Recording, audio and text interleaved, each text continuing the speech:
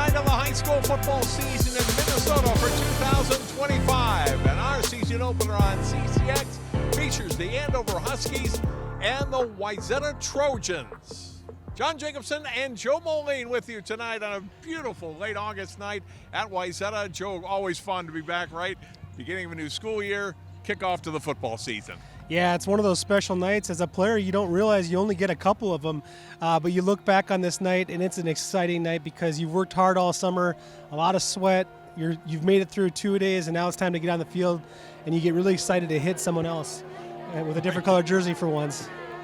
Andover coming off a 7-3 record in 2024. They have lost in the playoffs the last 3 years to the eventual state champions in Section 5A, including Class 5A, including Elk River 2 of those years, Chanhassen the other year.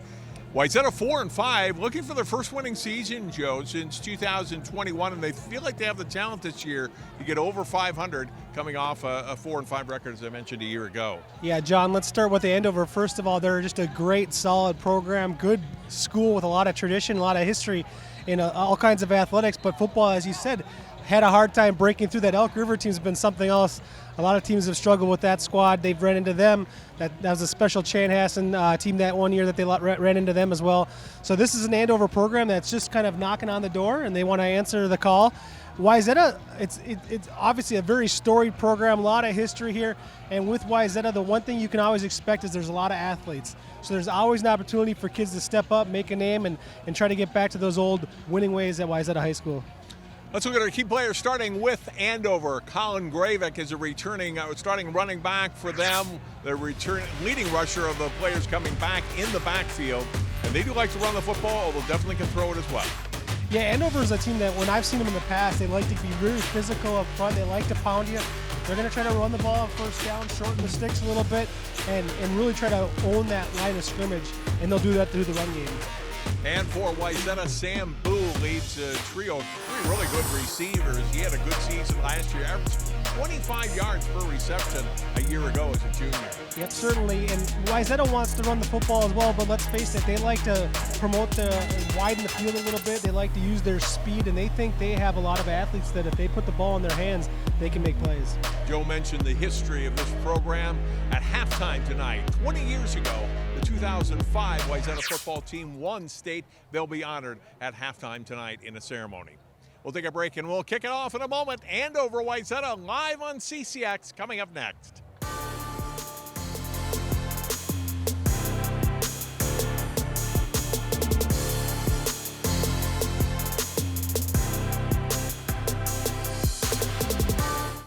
CCX Media, your source for great local programming, is available on Amazon Fire TV, Apple TV, and Roku. Our free app allows you to stream all 3 of our channels live.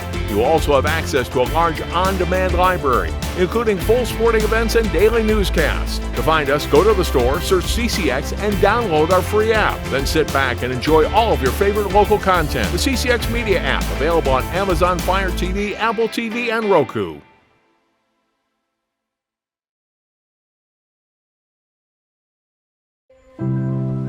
We are taught you don't talk about your problems with nobody because you could get in trouble.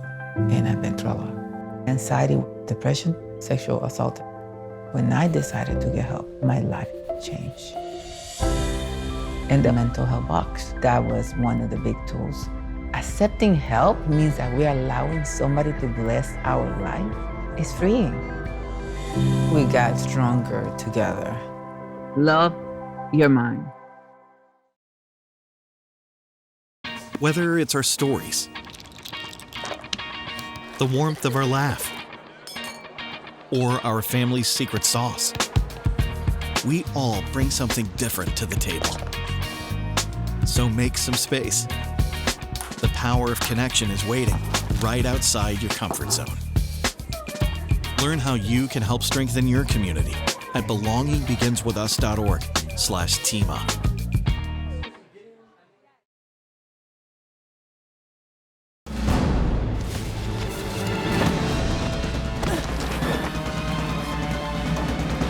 Even the mighty might not see it coming. It's prediabetes, and it captures 1 in 3 adults. but you can escape. Take the 1-minute pre-diabetes risk test to know where you stand and prevent or delay type 2 diabetes. Be your own hero on smartphones everywhere at doihaveprediabetes.org.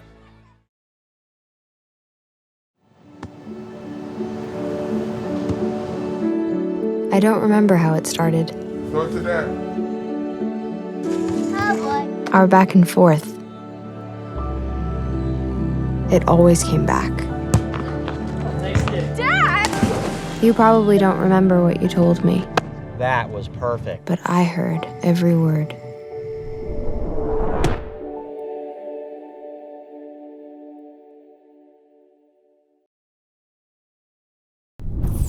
When I arrived in the U.S. at 19, I struggled to find job opportunities without a high school diploma.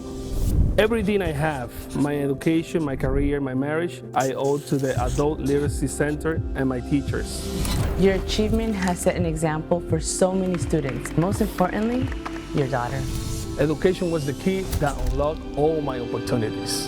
When you graduate, they graduate. Visit finishyourdiploma.org to find free adult education centers near you. Hey, boss. Okay. I said I'm fine.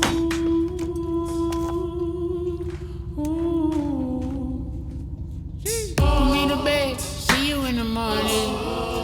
With the frosted Superman, but it wasn't on it. And we lost it. You can talk to me. It's been really hard for me.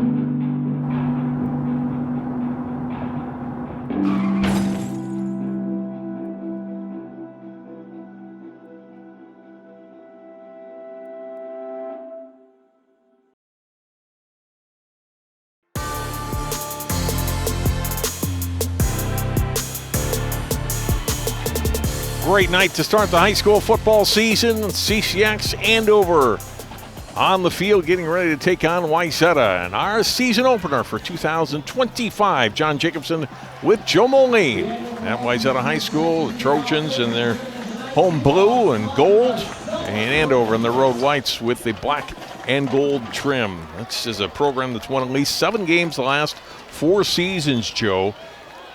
And really a good program for many years, and have really stepped it up here post-COVID as far as getting wins, alternating 7-win and 10-win seasons. Yeah, when I think of Andover football, you think of consistency. They're always right there in the mix and always a tough out. No one goes to Andover or hosts Andover without having to fight every inch. Caden Raisler with the kickoff, and we are underway. It's handled at the 12-yard line. Return out past the 25 to the 30.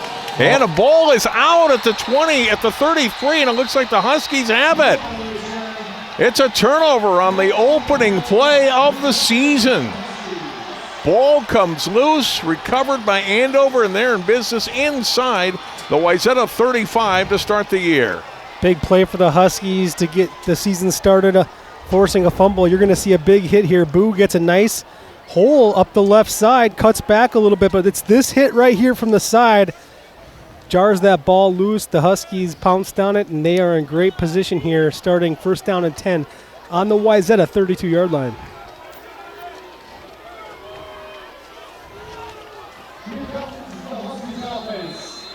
Joseph Mapson is the quarterback. The senior started a little over half the games last year, can run and throw. He'll throw on the first play of the season from scrimmage. Aiden Weigert on the reception, and a good first down play. Doesn't need net a ton, but you get 5-6 yards on first down. He'll take that, right? That's a great first play. Confident quarterback throwing, stepping back, making that pass across the outside, right on target, and great blocking a lot in the exterior. There's a look at Mapson's numbers a year ago. Over 15 yards combined rushing and passing a year ago. Runs it back inside. Looked like he was going to be trapped near the sideline. Stayed in bounds and gets the first down inside the 20. Well, you can see already they're going to try to attack with Maps and skill. He gets after it. That was a little bit of an option to the left side, but he decided to keep it all the way. Out of the shotgun, got good blocking up front. There was no early penetration that allowed him to get the edge. And, yeah, the deception of maybe looking like he was going to get out of bounds helped him get a few more. Kai Westman couldn't quite bring him down, and he fights for the extra yardage. First down and 10 from the 18. Handoff and the first carry of the season for Graving. The senior running back will get it down to the 15-yard line, pick up about 3.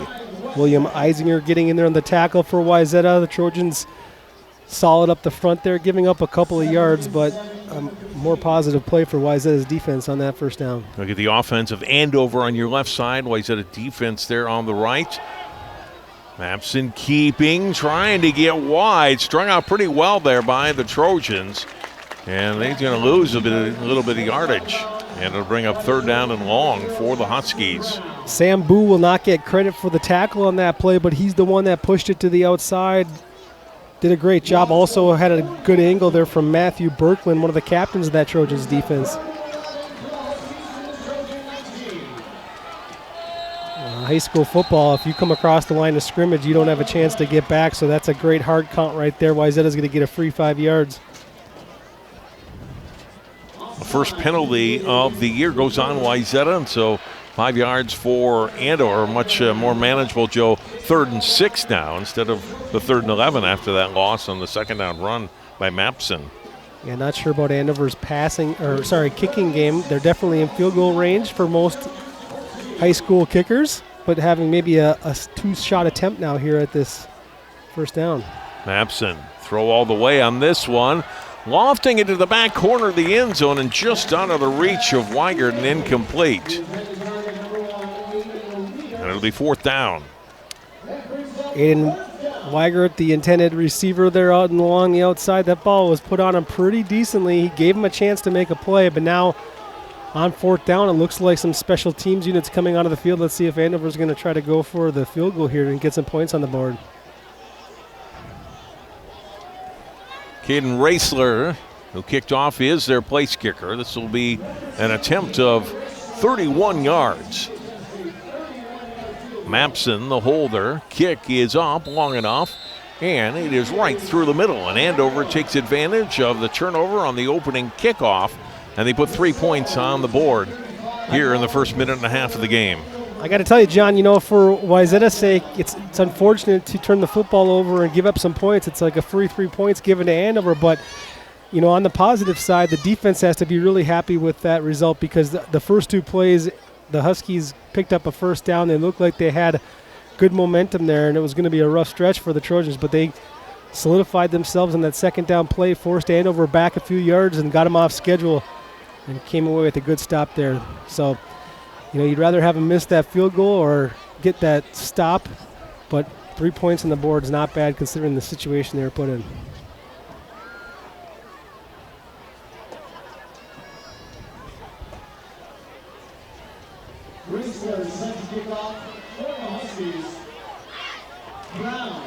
It's been several years now, but more and more high school teams playing their season opener on the Thursday before Labor Day rather than Friday. And that's what we have here tonight. Majority of our teams in the CCX area playing this evening. Second kickoff already of the game, and good downfield coverage. There is a flag down as well.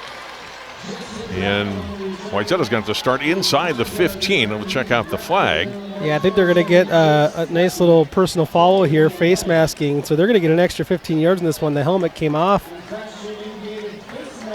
Well, we'll get a pretty good look here. You can see the Huskies were swarming and a little bit of loose hands here on the tackle. It's kind of unfortunate for the Huskies because they had them surrounded. There was no need to grab anything. But it gets Wayzata a little bit out of their own end zone. So they get the ball first down and 10 from their 31. Thor Sukup is their starting quarterback. We'll tell you about him in a moment. Play action on first down. He'll roll out right, looking deep. Now he'll run.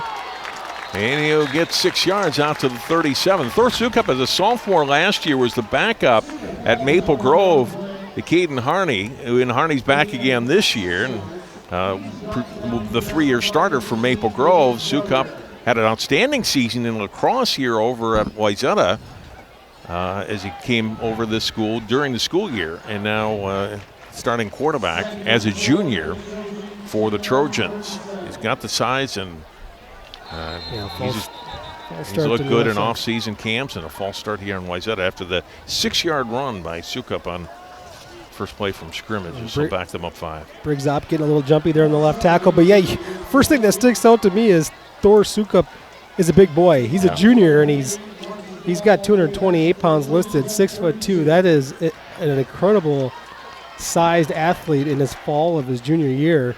And you could see on that run, he embraced the hits. He was excited for it. He wanted to use that 228 frame to punish the defender. So instead of 2nd and 4, now 2nd and 9, Sukup, designed run here, steps up the middle, and he's going to be close to a first down, might have it out at the 41-yard line. They will give him the first down. 9-yard gain for Sukup. Sukup again, just knowing that he's a physical runner. He got north and south there, didn't dance around, put his head down, got that first down. You look at his name too, Thor. It's a nice fitting name for a physical quarterback. You can't be light of weight or a pansy with that name, I tell you that. Dad set him up, Mom set him up. 1st and 10 from the 41 for the Trojans. Make the handoff, Sukup to throw, gets the completion out to the 50-yard line, close to a first down. That's their starting tight end, Jacob Laser, 6'4", 195-pound senior. Well, I really like what both coaches have done with their quarterbacks here on the opening drives, and that's allow them to run the football, get into the game a little bit, use their athletic ability, but then throwing the football too, allowing them to make some easy throws early. It's a gain of 8, 2nd down and 2. Wayzata just on their side of the 50.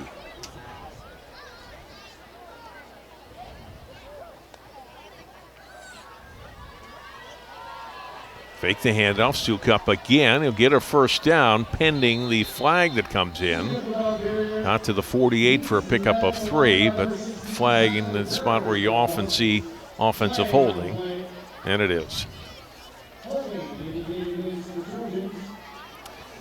Yeah, was going to be a positive play there, and you watch the quarterback Sukup here. He's making a decision whether to give that ball to his running back or run the football, and you can see the holding on the front side of that play on the Trojans. So that'll bring him back 10 yards, and one of the things that you come to expect on opening night is a lot of flags. There's a lot of rustiness to work out, and we've already seen our fair share here in the first 3 minutes.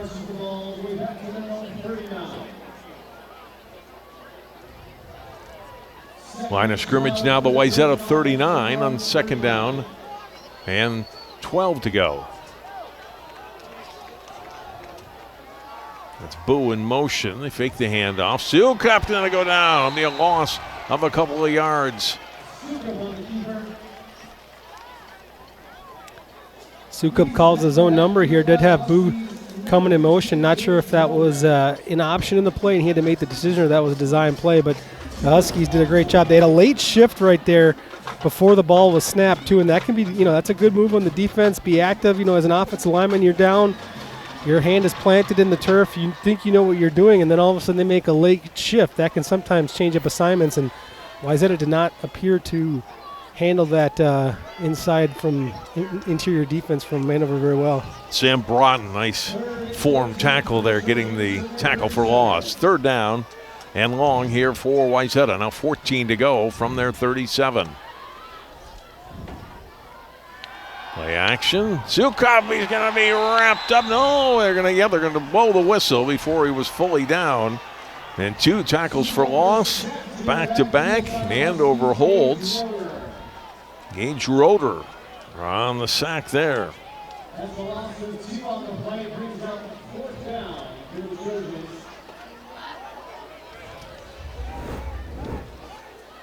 Or you're going to see the pressure comes in here on a blitz from the outside, and it was supposed to be the running back who picks up that blitz, and he had a play action fake right there, but then he had to take the fake and then try to pick up a block. Difficult task. Punt away, a bounce at the 40. Take a Wayzata roll inside the 30. And down to the 28-yard line. On the punt by Philippe Naves. And so Andover will get the ball for the second time here in the first quarter, leading 3-0. Well, penalty is a little bit the issue there for Wayzata. It took them off schedule, the holding, the false start. But some positive things to take out of that opening possession.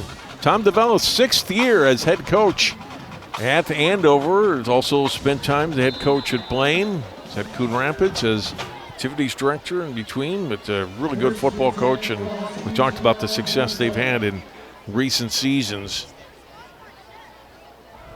And a first down run for his offense here. And Wayzata's defense ready for that. As goal went to Graving and didn't get anything. Maybe even lost a yard there. Yeah, all three linebackers right there for the Trojans ran downhill, got in the backfield, made a great play. Now we're going to see an offsides on Wayzata, another penalty. And the hard count for the Huskies has worked a couple of times now here, and Joseph Mapson's got that down. Already the 4th penalty of the first quarter on the Trojans.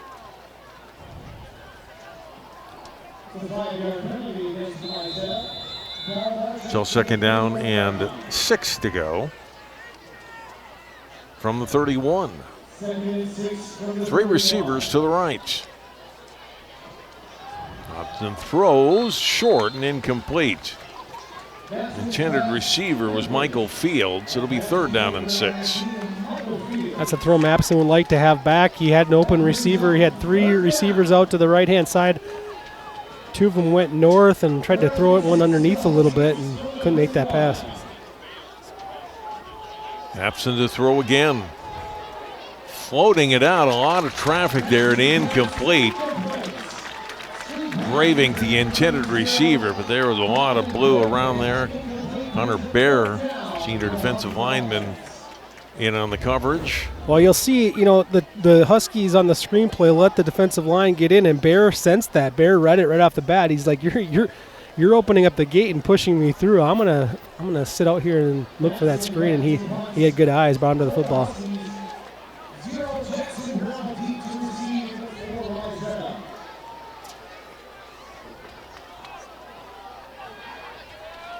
Mace Marier is the punter. It's a good opening punt of the season away. Handled at the 29. Bouncing away to the right. Coming back is Boo, and then he goes down at the 34-yard line. No, excuse me. I think that's Jackson Brown on the return. Brown gets a few yards, gets Wayzata's offense set up at the 35-yard line. Brown ran about 25, 30 yards there, just straight right to left. He just could not. Every time he got by one Husky, here came another. Lambert Brown, 9th season as head coach at Wayzata. State champions in Class 6A back in 2019. Beat Champlain Park in the Prep Bowl that year. Play action, Sukup throwing over the middle and incomplete, looking for a flag and getting one.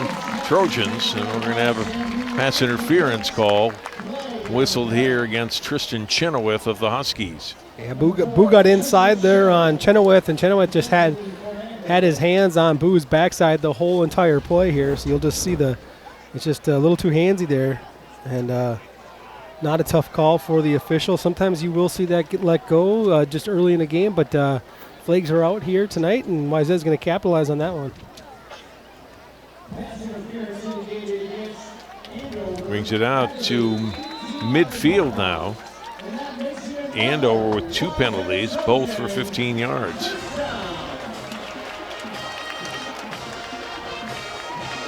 Luke Boutwell, the junior, is the running back behind Sukup. Bowell gets his first carry of the season in Andover territory, spins 4 yards down to the 47-yard line. Okainen among those on the stop. 2nd down and 6 for the Trojans. Boutwell, another junior on this Wayzata Trojans team. A lot of juniors touching the football here tonight early on week 1. That's promising for the Wayzata team, knowing you have some depth and some youth. Who in motion, we get a whistle. It's going to be blown dead. Yeah, you know, kind of illegal motion there on the right side. They're just net players not getting set and little moving the feet in the middle. Moving their feet, not really a full start. It was just some extra movement on the right side there. You know, these teams had scrimmages last weekend, but this is the first game action. And you always seem like you get penalties in this first game, and we've certainly had it so far. 5 for Wayzata, 2 for Andover in the first 7 minutes. August football. Yeah. It's cramps and flags. Cramps and flags. You'll see cramps later in the night, right? Right. Sukup under some pressure, got it away, incomplete. Felt the heat and avoided the sack. Eddie Miles, 6'3", 250-pound senior defensive end, was right on him, and Sukup got it away. Incomplete. It'll be 3rd and 11. You know, one thing I'm seeing right off the bat here is that, you know, the plays that Sukup is making decisions, it's slowing him down a little bit. You know, he rather than having a set play, you know, he's doing that, fake handoff up the middle where it appears he's really holding it in there quite a long time, or has an option to maybe give it to him. He just seemed a little slow to realize that his pocket was collapsing quickly.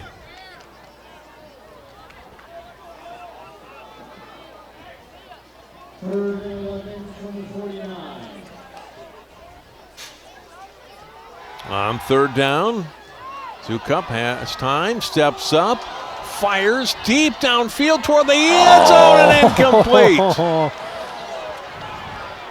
Off the hand and incomplete in the end zone, and it's 4th down. Parker Milkus was there and couldn't come up with it. John, he threw that one 52 yards in the air. His receiver's got to make that grab, because that was going to be electric here in the crowd. The crowd, you could hear the ooze as that ball left his hand.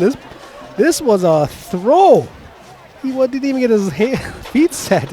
Oh, good separation, just couldn't come up with it, man. Separation, man, that one's a tough one, because he put that throw on him. That was 6.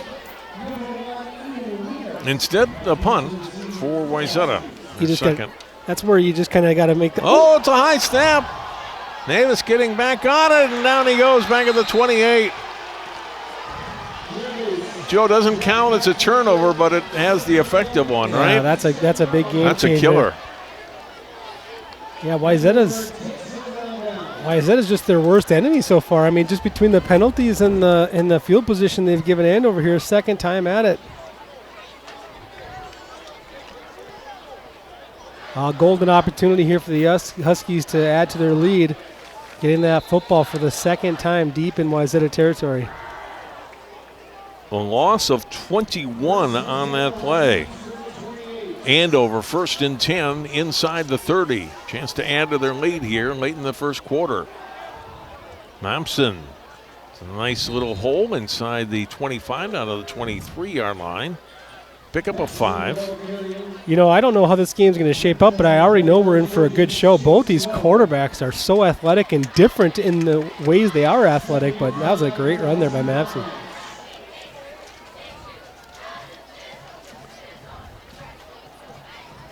Two receivers to each side here for the Huskies. Mapson pitches, Gravenik cutting it back inside the 20 to the 19-yard line. Matt Birkland, senior, making the stop. 3rd down and a yard to go for the Huskies.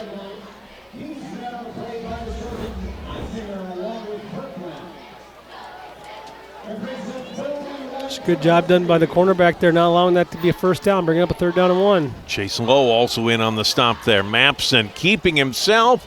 2nd ever to have the 1st down. Down to the 15-yard line, 1st down for Andover. And then one thing for this Wayzata defense, there's just not much room for error. When you start off deep in your own territory, you gave up one first down. Now you're already here in field goal distance and seeing if Andover can put one in the end zone. Right back to the line of scrimmage again. They give to Gravenick in the middle of that Wayzata defensive line. Ready for number 0 there. Gain of maybe 1. Nick Krautkramer came down the edge right there. Nice penetration there from the backside, running that one down.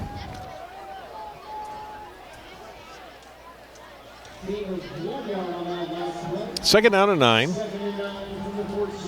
Line of scrimmage to 14. Roll out, Mabson is going to tuck it and run, and steps out at the 11-yard line. Gain of 3. He'll set up 3rd down and 6. Mabson's 5th carry already of the first quarter, and he's thrown the ball 4 times. And that one looked like he was going to run the ball all the way. The receivers, one of them went deep and cleared it out a little bit. The other one started blocking immediately. So that looked to be a design run. Nice play call by the Huskies. 3rd down from the 10. Mabson will hand off. Gravenick will be short of the first down by 2 yards. Pickup of 3. 4th down and 2 for Andover from the 7. That was good blocking, though, by Andover. They handled everybody one-on-one very well. It was Lowe, the only player on block, made that tackle. No huddle at all. Mabson got to get to the 5, has it, and has got a 1st and goal for the Huskies inside the 5 down to the 4-yard line. Yeah, the Huskies right now are winning that battle up along the front of the offensive line. They're not blowing Wayzata off the ball, but they are maintaining contact and grinding it out. Nobody broke through right there, and you got a great block at the end of that run as well by number 0, Gravenick. First down to goal. Mabson keeping. No signal. Looks like he got knocked out inside the 1 on the 1st and goal run.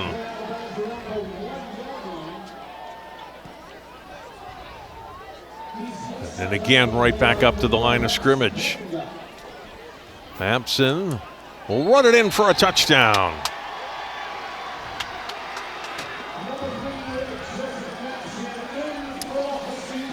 Well, one thing you saw in this drive right here as Andover plugged it away is they were quick. They were quick there because they would run a play, and credit to the Andover coaching staff, they felt that they had Wayzata's defense back on their heels a little bit, and they were getting those plays called very quickly and into their quarterback. They had a plan and they executed.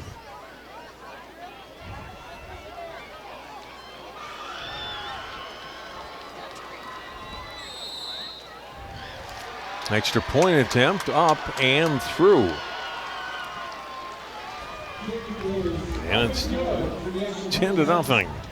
Well, you're just gonna see great blocking up front there. Now I'm gonna call out 2 of the offensive linemen that are sticking out to me the most. It's Colton Miller in on the inside, and then you got Blaine Rossier. And I'll tell you that what stands out to me, neither guy is really huge. They don't weigh a lot. There's 200 pounds and 210, but they're 6'4" and 6'5". They're lengthy. They're getting their arms on those defensive linemen and they're pushing. And I saw a lot of good movement there in that drive. You love that. It's a former lineman, right?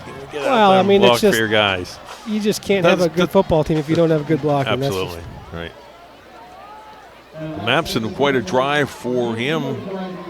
Doing it all. As I mentioned, he started a little over half the games last year, and I hoped for a good senior year for him. And he's got his team out to a 10-0 lead here.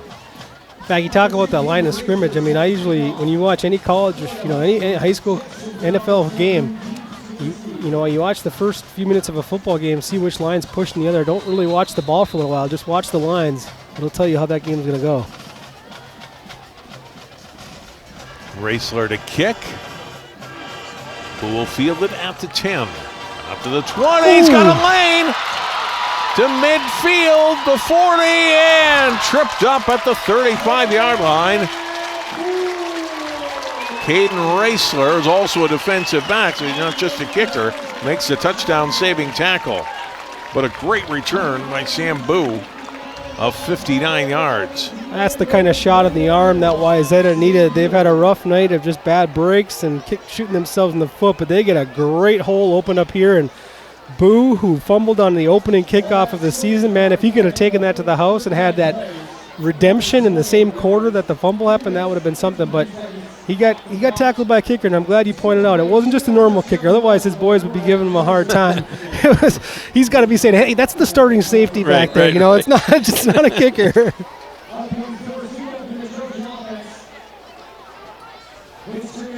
So best field position of the quarter and the night for Wayzata.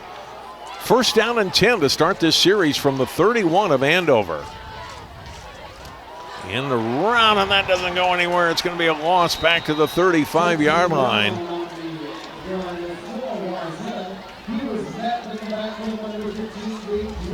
Gage Roeder immediately into the backfield and takes down John Evans. Jackson Brown.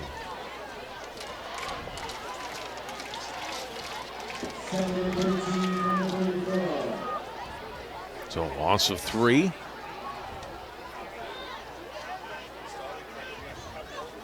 Sukup will hand off.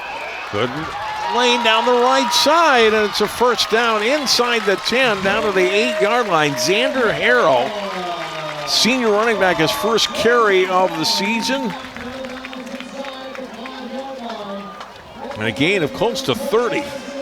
All right, take a look at this replay. They really sealed the deal on the outside. They're getting a great kick-out block.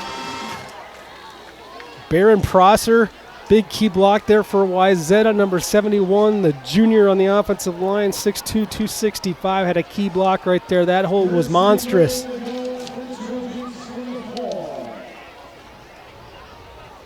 First and goal from the 4. Sukup looking, tossing, back corner of the end zone. It's a touchdown. Jackson Brown with the touchdown catch, and Wayzata has its first points of the season. Brown gets behind Chenaway here, and I'm just trying to figure out what Chenaway thought he saw, because he seemed to kind of jump forward. He was playing deep, and then he took a step up. Brown went right behind him. That ball was perfectly placed back there in the back corner of the end zone, and got to tell you, I like the arm on this quarterback for Wayzata. A couple good-looking throws by Mr. Thor.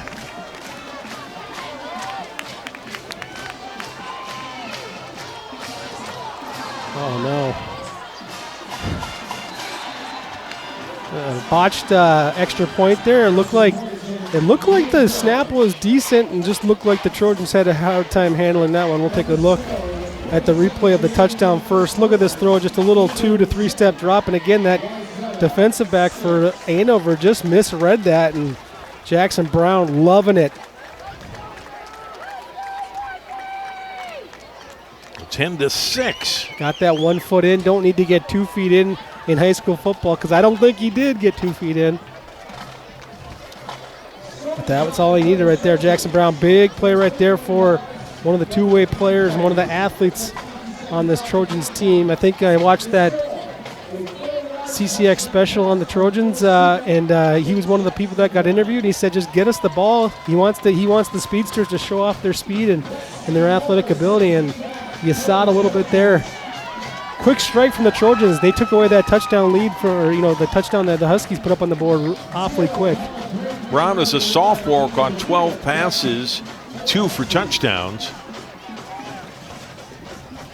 He gets his first TD of the season for his team. First catch of the year. All in one play. Just like that, Wayzata back in it at 10-6. Kickoff fielded here at the 10. Out past the 25 to the 29-yard line. That's where the Huskies will start on this series. The kick return by Gravink.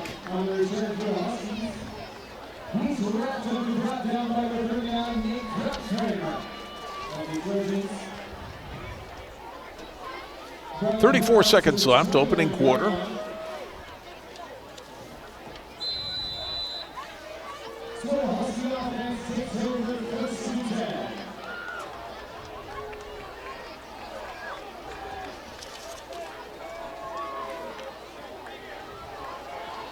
Mapson looked left, throws back to his right, gets the completion, and a seam up to the 45-yard line and a pickup of 16 yards on the catch and throw to Aiden Weigert. Just love that play design. Look left, kind of send the linebackers that direction, then come back to your right. And he got help not only from the receivers blocking on the outside, the offensive linemen were able to get upfield quickly and contribute. Mapson, both his completions have been to Weigert. He's 2 of 5 throwing tonight. Going to the air again. Now a little toss out and gets 10 yards out of it. Just kind of flips it out there to Fields. And he picks up not quite 10. He'll get 9 yards down to the Wayzata 46. Yeah, I like that. That's a little Patty Mahomes to his game right there.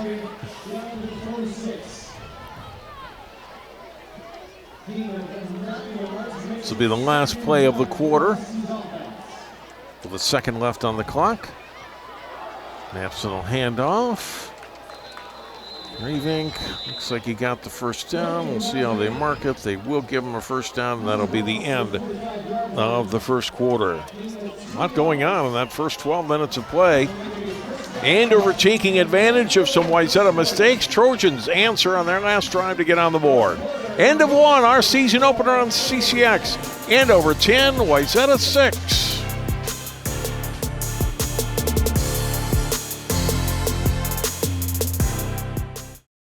CCX Media is the first place you go for local news and sports. But did you know you can sign up for those stories to go straight to your inbox on our website? Simply go to ccxmedia.org. Click on the subscribe button, and from there choose which notifications you want to receive. Then we'll send your favorite CCX Media news, sports, and city events straight to your inbox. Sign up now at ccxmedia.org.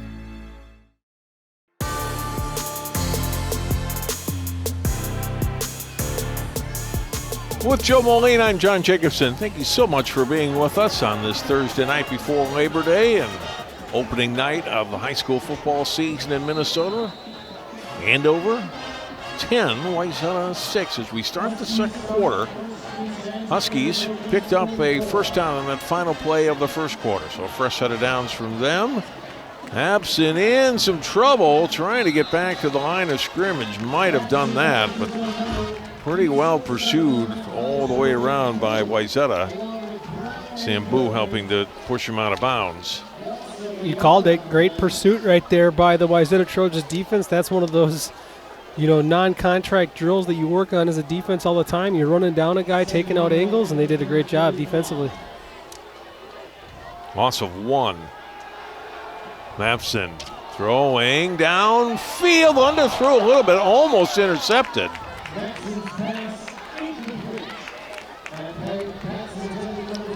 Trying to get it downfield, they're Chenoweth and Brown on the coverage, almost had a pick. Chenoweth is one of the starters on the defense, and he did a great job playing defense on this one because he protected the interception. He almost had an argument for offensive pass interference as he came in a little early, but saved an interception. On 3rd and 11, Joseph Mapson sets his feet, completes a pass down the middle, is inside the 20, down to the 19. That's Fields again on the catch, his second reception. And that's a big gain, Joe, all the way down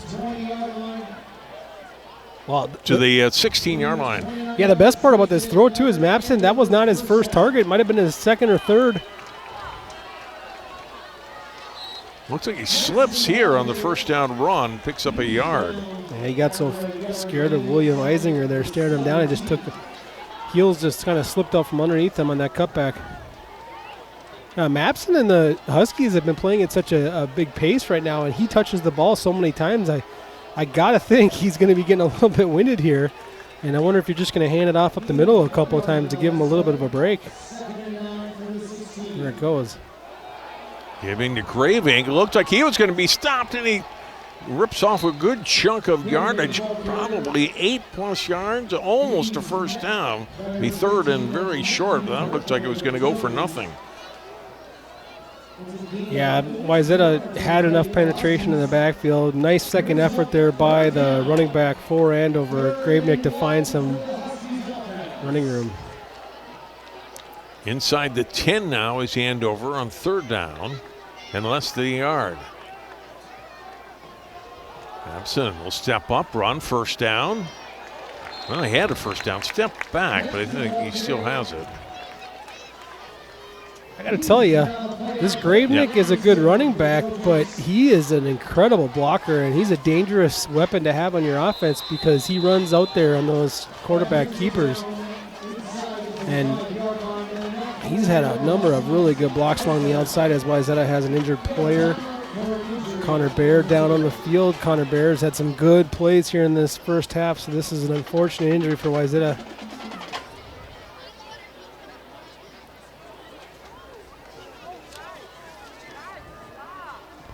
Connor Baer, senior. Good size linebacker for defensive lineman for them.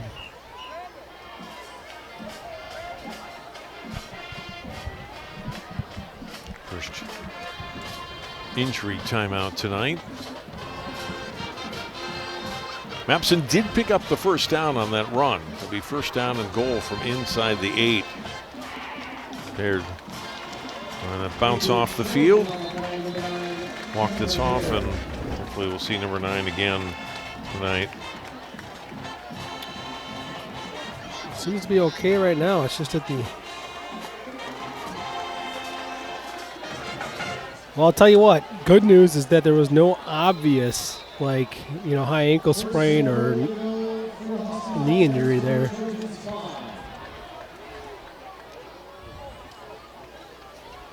Line of scrimmage is the 5. Epson handing off, and Graving gets stopped for no gain.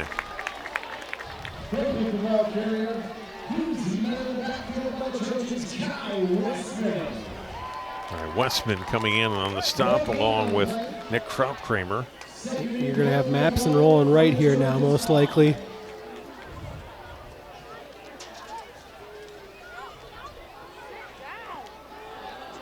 There he goes to the end zone for a touchdown.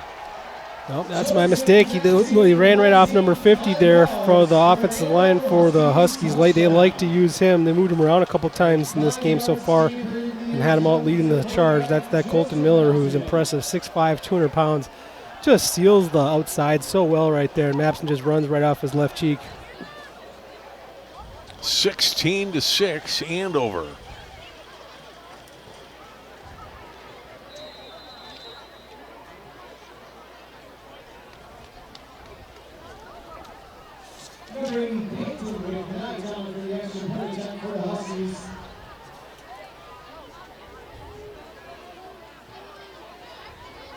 Extra point attempt is up and it's through. Man, it's 17-6, Andover. Andover's offense has found its rhythm here the last few touches. Mapson gets in quite easily right there, but I tell you what, it's the offensive line doing their job. If you just look right there, I mean, it was 5 guys all winning their battles. Not one guy was getting beat on that offensive line. Every guy had a Wayzata defender accounted for.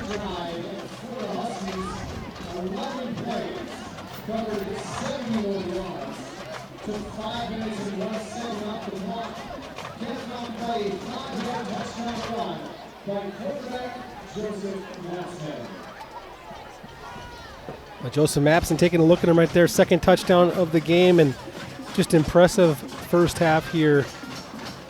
Still 9 minutes and 33 seconds to go in the second quarter, so there's a lot of football to be played, but Wayzata's defense right now needs to come up with an answer for that guy. Brown and Boo back deep to receive the Racer kick.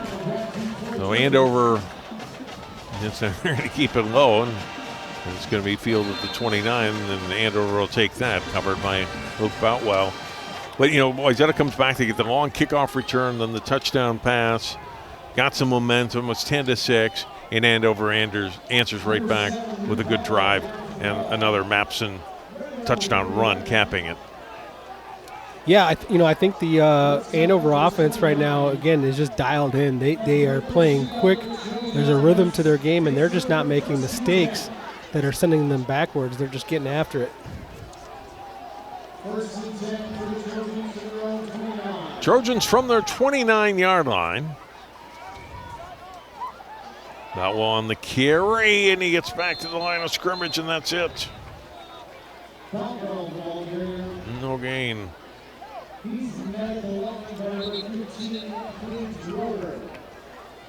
Roters there, Heinen there.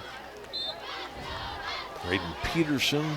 And then there was a blitz from Samuka Kenna, comes up the middle there and blitzes, and he doesn't make the tackle, but he, just out of pure luck there, Andover called a blitz right to the hole that they were trying to run the football to, and that kind of plugged things up a little bit. Second down, it's Harrell, had the long run in the first quarter, scampers out to the 34-yard line, picks up about 3 yards there. Sam Broughton on the tackle. We got a holding penalty here on Wayzata as well. Some penetration up the middle.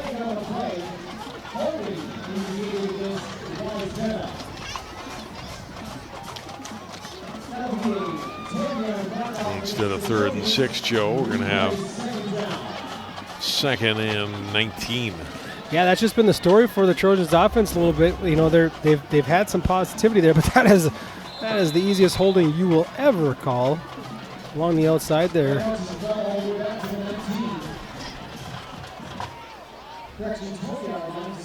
Line of scrimmage now the 20. Sukup, play action, going deep to left side, and it is caught at the 35-yard line of Wayzata. That was a dart and a completion to Brown.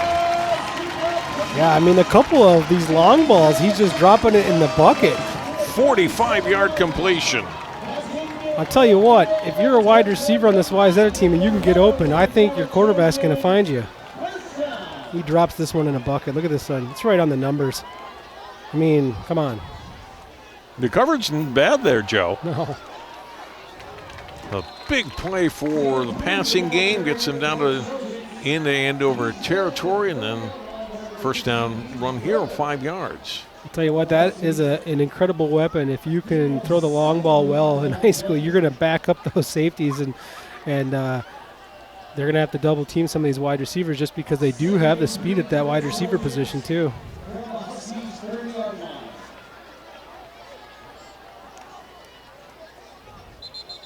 Second down. Another flag is down. Another procedure penalty on Wayzata. I don't see a hill out here, but I'll tell you what, on Monday, my high school team would be on the hill with this many penalties. Up and down, up and down. Up and down, up and down. How many penalties did we get? Okay, that's another hill. All right. What happens, though, John? You stop getting penalties because you hate those hills. 7th penalty. 7th hill? Question mark for Wayzata coming Monday. Yeah. They got a track. Maybe they can do laps. I don't know. Second down and 8.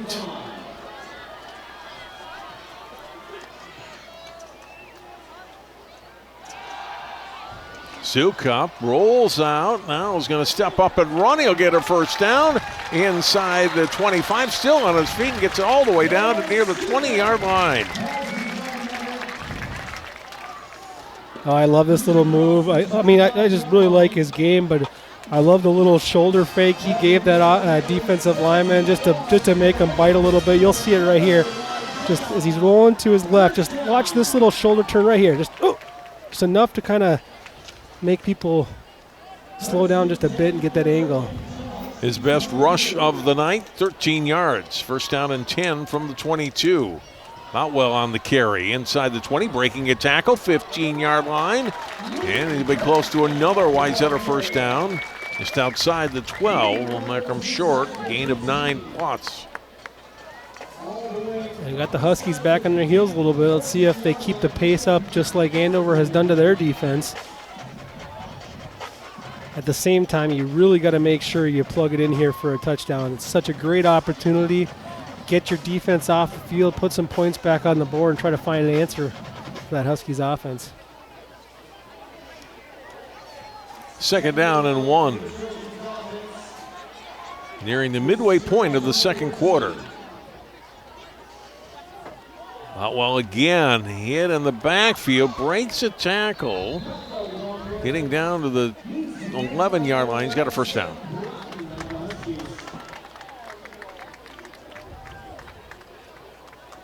Yeah, one of those plays that, luckily for Wayzata, it worked out, but the defensive end who they were trying to kick out, they tried to trap him on the outside. He had kind of an abnormal path to the ball there and almost blew that play up. But good running of the football and getting across that first down marker. Now Wayzata's in good shape here. 1st and 10 from the Andover 12. Boutwell the carry again inside the 10, down to the 9-yard line. Gain of 3. We've highlighted these quarterbacks a little bit and some of these other players, but Gage Roeder is someone to watch on that Andover defense. Number 15, plays middle linebacker. He is in the play a lot right there, and that play was so well blocked it would have been a touchdown if it wasn't for Roeder. On 2nd down, Sukup. Completion. It's Brown on the catch. He's down to the 6-yard line. Going to bring up 3rd down and about 4. Slow to get up for Andover. Sam Broughton, and he's going to stay down here. We'll get an injury timeout. Yeah, I think we got some friendly fire out here on this one. They had 3 tacklers in the area, and I think some of those Huskies converging on that play made some pretty hard contact on each other. I think Broughton got the worst of it. You see this play right here. It's a unique play where you only have one blocker for 3 players, so you got to miss people. But you see Broughton right here, and then he comes in, and there's a little bit of contact to what I felt like was the back of his head, because he just seemed to not like that. Yep, that looked to be.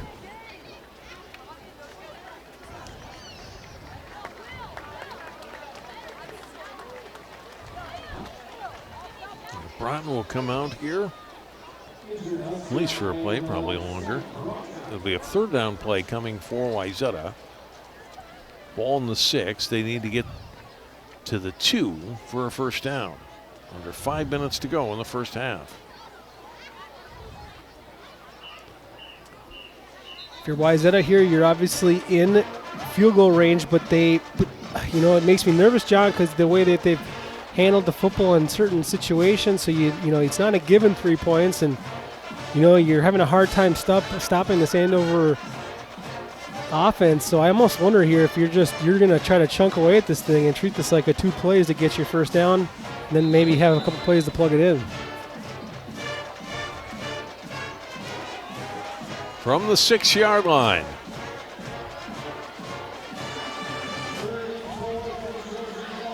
On 3rd down and 4, Sukup hit and gets only to the 5. Went to Brown after Sukup, and Brown in his first carry tonight, 3rd carry tonight, gets 1 yard. Had a 7-yard carry his last time out. It'll be 4th down. That one kind of looked like to me again, too. It was pretty well blocked up front. Wayzata was winning a lot of the battles, but what you saw there was that linebacker for Andover somehow gets through, and Roeder again made that tackle, and Wayzata wisely using a timeout here to get the right play called on this huge 4th down play.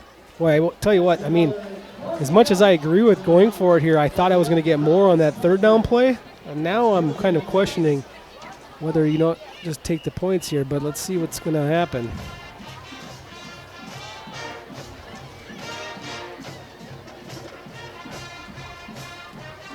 Fourth and 3 from the 5 for Wayzata. Big play of the drive, the long pass from Thor Sukup down to Jackson Brown of 43 yards.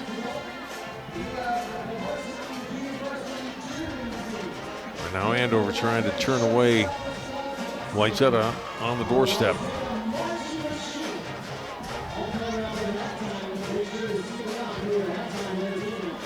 What do? Go back to the air? Well, you're going to put the ball in Sukup's hands. So you're either you're going to have a nice little pick route out here to the left side where I think they're going to throw it, back left corner, or you're going to put him on the move a little bit, have him roll out to his left, have him in a decision-making mode where he has the option to run or pass. Those are my two guesses. There we go. 4th down and 3. Wayzata at the Andover 5. Oh, Wayzata might have moved. Man, oh, man. They just keep on shooting themselves. I tell you what you got to do there, when you're a running back and you have a little bit of movement, you got to act like it's intentional or just get reset. Running backs can move. It's different than an offensive lineman, but it's almost like the guilt, like they looked around, like if he's got a little bit of movement, you just got to go in motion. Do something.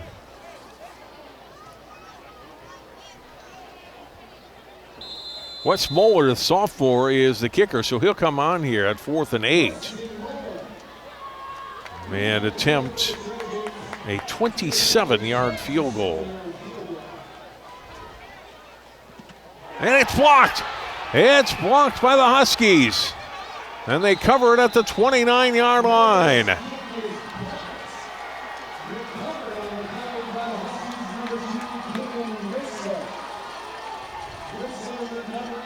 Raisler with the recovery. I think it might have been Gage Roeder with the block. We'll see. No, 21. No. I mean, it's Aiden Garcia. Someone's got to put a body on him. I mean, he just came in and did whatever he wanted to do, and there was 2 Trojans out further wider than him. Garcia on the block and the recovery by Raisler. I got to tell you right now, it's execution. I mean, you just have one team out here executing at a very high level, and you have another team that will, it's about half and half. They're making some great plays. They got some good things going, and then just too many of the plays are just not good.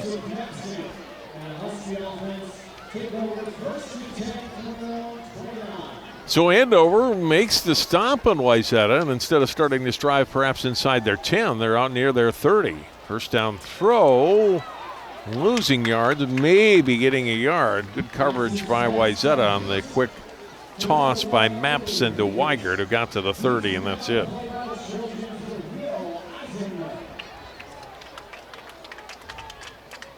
Second down and 9. Weigert 3 catches for 23 yards tonight. Mapson 5 of 9 passing. He's got a couple of rushing touchdowns.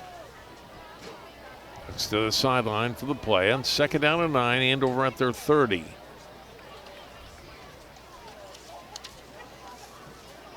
That's no handoff. It's Gravink bouncing off a would-be tackler. Gets out to the 33. Gain of 3. It's Gravink's 9th carry of the first half. And they'll set up third down and 6 for the Huskies. A big stop for Wayzata. Wayzata's going to make something happen defensively or try to get the ball back. Under 3 minutes to play in the first half. Mapson. Roll out, lofting one downfield and coming back and making the catch down at the 30-yard line. That was a great comeback by Chenoweth, who makes the catch for the Huskies.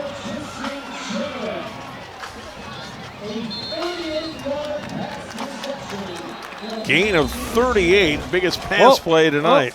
We got overturned. We got another ref who came in and is calling it off and saying it's incomplete. Someone had a better angle, and I think, we'll take a look. Whoa! Right there. That was the right call. Man. That was the right call at the very last second. That was good eyes by the officials and not being afraid to step up and call it, That was close, but that was the right call. Yeah, he had it, and they did. Just use the turf to secure it a little bit, huh? Fourth down and 6.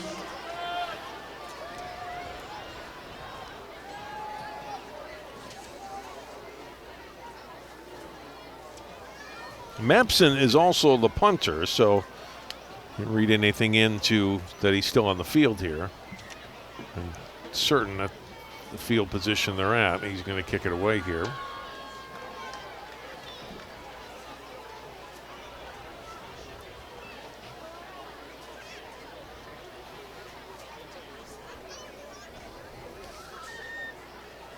Coach DeVell is still getting the rundown of why that play was overturned. Doesn't have the angle that we have, the opportunity of replay, because I'm sure from his point of view and our point of view, naked eye, first look, that's a catch. Yeah.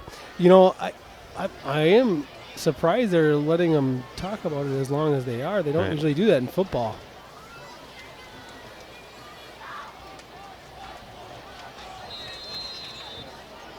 So 4th down for the Huskies, and they'll punt for the first time tonight.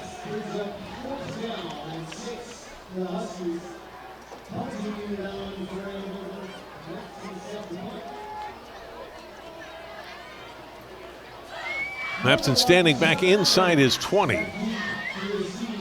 Round back deep for Wayzata. Angling it toward the sideline, out of bounds. And Wayzata will take over with 2:39 to play, trailing by 11. 2 timeouts remaining.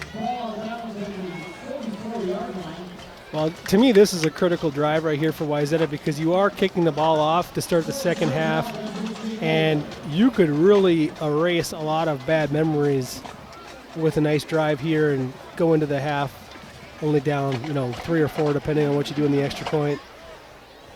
Let's see if they can put something together. On the flip side, if you go 3-0, give the ball back to Andover, it could be disastrous. So you got to be, as a coach, you're kind of managing what happens here on 1st and 2nd down to see what you do on 3rd down. Huskies have all 3 timeouts still in hand, so you can guess the Huskies are going to try to be aggressive as well.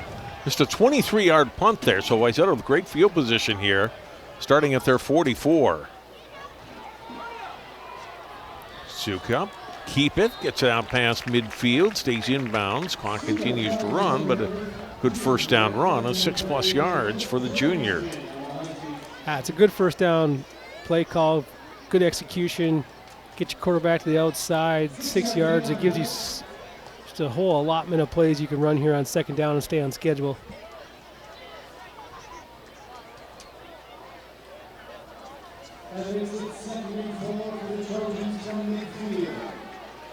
Xander Harrell is the back. And he'll get the handoff here. He'll be stopped short of a first down, picks up 3. That's down to 3rd down and 1. But we're inside 2 minutes to go. Again, another very good positive play right here. Perfect case scenario for Wayzata. You chunk away at it, execute here on 3rd down, and kept the clock moving just in case you do not get the first down, but you did a good job here now putting yourself in a great shape, and then you can kind of hurry up. Man, oh man. And a flag comes in again against Wayzata.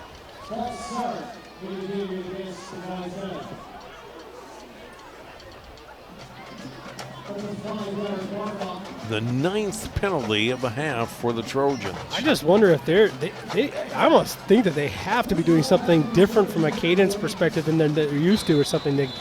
For the guys to struggle so much with just simple things like cadence. I mean, these kids have been playing so much football. This is not anything new.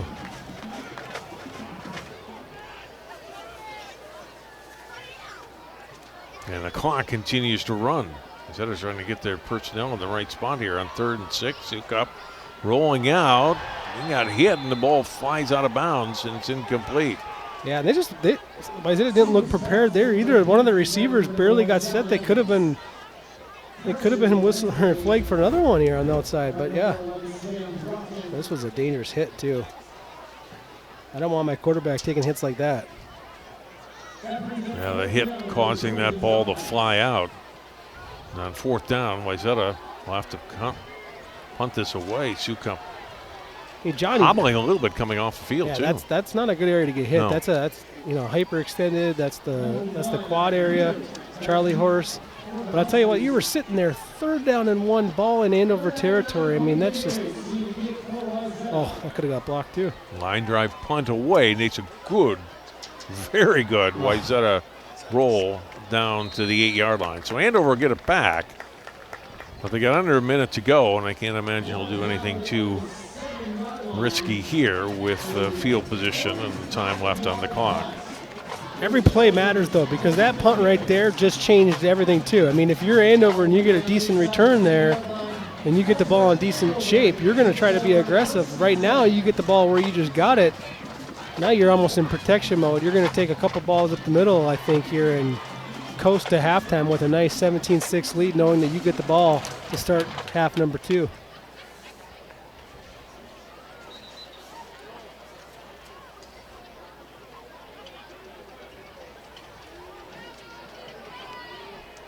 .53 seconds to go, but Andover starting inside their 10.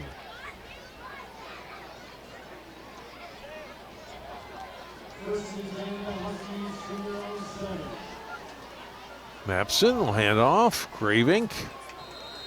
Get out to the 10. Pick up a couple of yards. Looks like both teams will be intent to let the clock run here.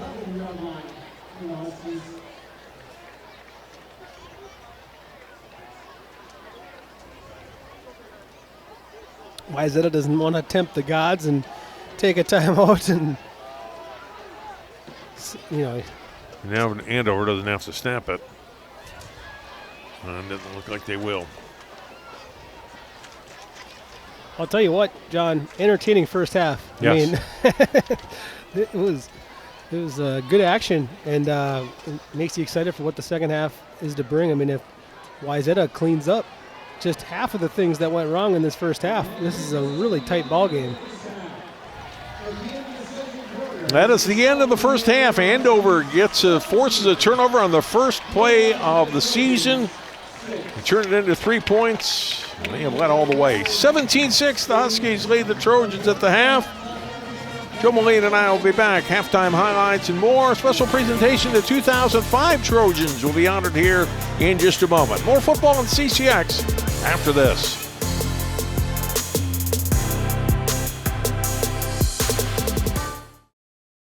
CCX Media, your source for great local programming, is available on Amazon Fire TV, Apple TV, and Roku. Our free app allows you to stream all 3 of our channels live. You also have access to a large on-demand library, including full sporting events and daily newscasts. To find us, go to the store, search CCX, and download our free app. Then sit back and enjoy all of your favorite local content. The CCX Media app, available on Amazon Fire TV, Apple TV, and Roku.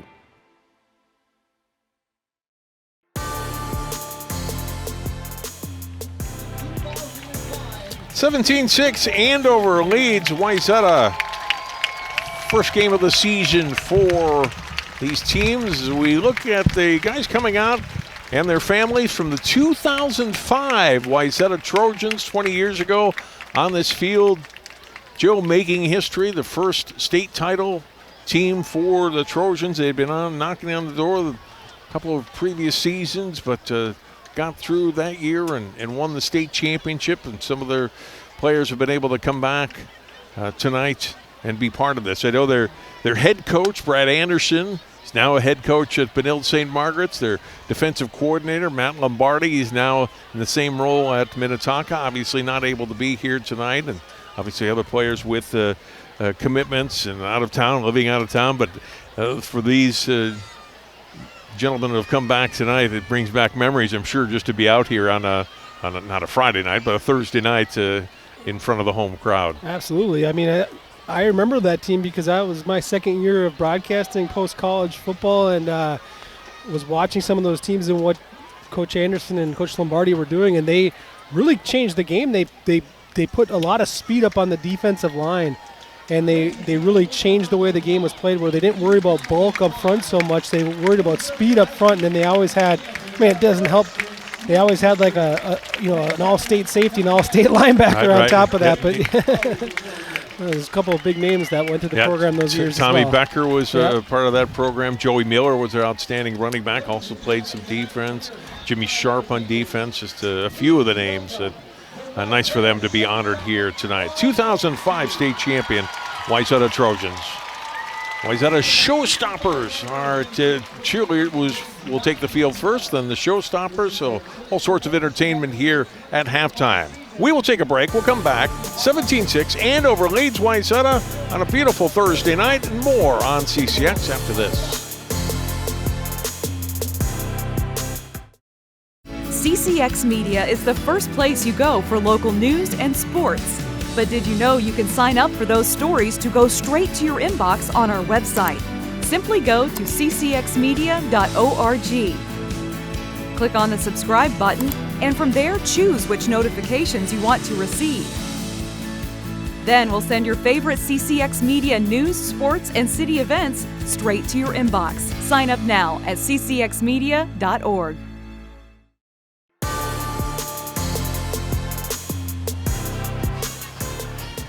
17-6, the Huskies over the Trojans. Opening night of football tonight at Wayzata High School on CCX. Thanks so much for watching. John Jacobson and Joe Moline. Let's look at some highlights, Joe, from first half of play. And it didn't take very long to have the first highlight of the season. If you're Andover, opening kickoff of the season, Aiden Garcia forces the fumble. Caden Raitzler recovers, and that sets up Andover.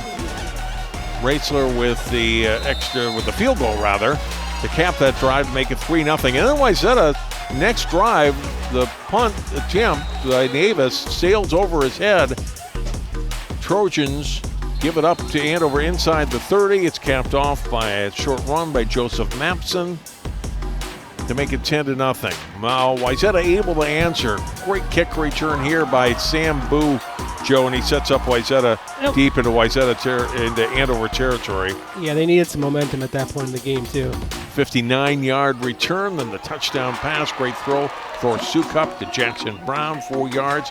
Gets Wayzata on the board at 10-6. Andover comes right back. They answer in the second quarter. Second touchdown run of the half for Mapson.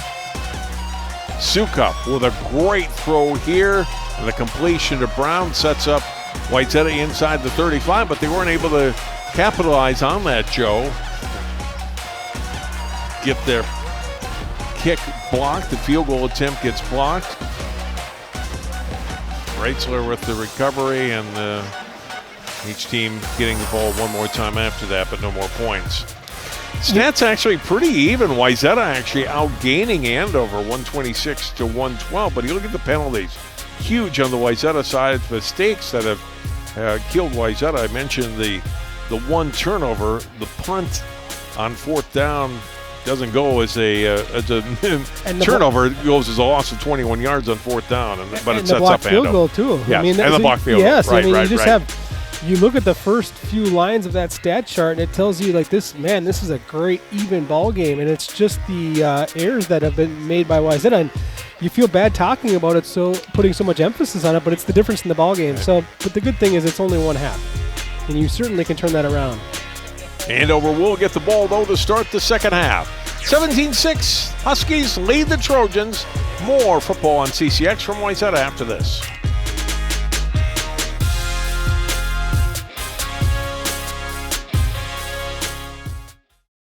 CCX Media is the first place you go for local news and sports.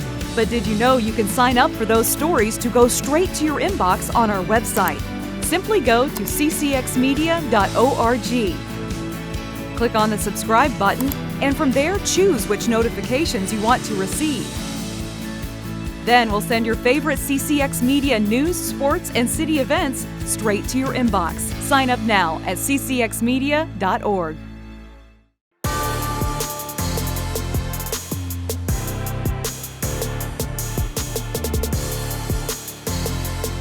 Joe Moline, he did not get much better than this for weather late August, right? No rain. We had storms last year. I remember that about opening night. And none of that tonight, not the 90-degree nights that we had sometimes on opening nights, and just a beautiful 70-plus degree Thursday evening. No, these are some good nights. I love it. I wish this could last for the next 12 weeks or so. Right.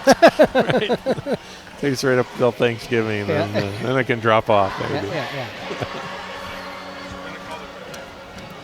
Sweet Caroline playing here, trying to get the crowd into the game a little bit, but Wayzata needs a defensive stop early in this quarter here. But Andover's offense, I thought the good thing is the defense for Wayzata started picking it up a little bit late in that second quarter, John. Yeah, made Andover work a little more at it, right? Yep, and that's the big thing about this kickoff here too. See if you can get down there, cover it, not give Andover such good field position that they've been lucky enough to have a number of times tonight. Oof, that's a good kick by Moeller. And it'll be a touchback. Even if you have a foot in the end zone in high school, it's a touchback. Can't run it back out. So they'll get it 1st and 10, but at their 20-yard line. And other than that, last 2 plays of the first half, Joe, their worst starting field position of the night. Yeah, that's what I'm saying. A big difference here now. This Wayzata defense, as much as they've given up 17 points, they've been put in tough situations, and they've answered the bell a few times, but good situation for the defense here for Wayzata to start. Joseph Mapson, 9 passes, 11 rushes in the first half. Calling the signals, he gives it to Graveneck on 1st down. Yeah, on a short gain, just a couple of yards out to the 22-yard line. Graveneck now with his 11th carry tonight. So it's been a combination of those 2 guys, and that's it as far as the running game for the Huskies. And over again, right back up to the line of scrimmage. On 2nd down and 8. Opening series of the second half. Mapson with a big hole left side into Wayzata territory, and he breaks open. He's going to go for a touchdown, 78 yards.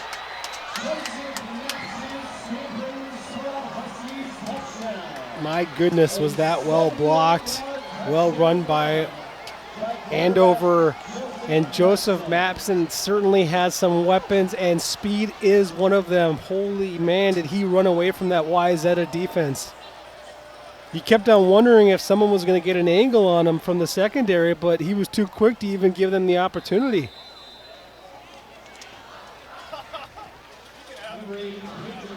Well, that's going to go on the highlight film right there. No doubt. For Joseph Mapson. Now he's got to catch his breath, bend over here, and put the ball in the right spot for his place kicker. Extra point is up, and it is through. And just like that, 42 seconds into the second half. Now 24-6 Andover. What a huge play by the senior quarterback.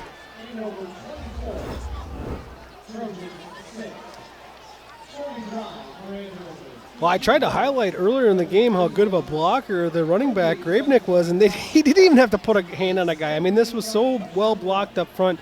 I got to think schematically there must have been something wrong with Wayzata. It's almost like they had 10 guys in the field, because look at the wall, though, that was set up right there. But just nobody out there on the secondary or the linebacker level to slow Mapson down. I mean, he didn't have to make a cut.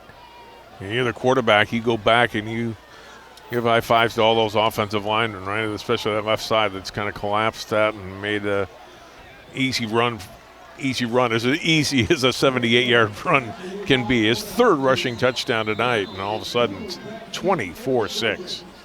Wow. And I got to give we'll let you call this return here. Picked at the 15. This is Boo up past the 35, and he returns it out to the 38-yard line. Had that long return back in the first quarter and gets this one out in good field position for the Trojans. Great form tackle there by Aiden Garcia in the open field to not let that one turn into a big play the other way. Wayzata's certainly got to answer the call here if they're going to get back into this football game.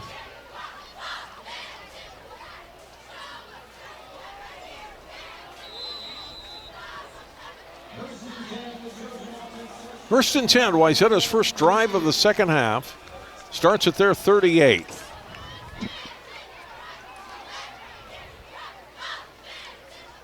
Sukup will hand off. Boutwell, nice job to get maybe 4 yards out of that. Didn't look like he would get much of anything.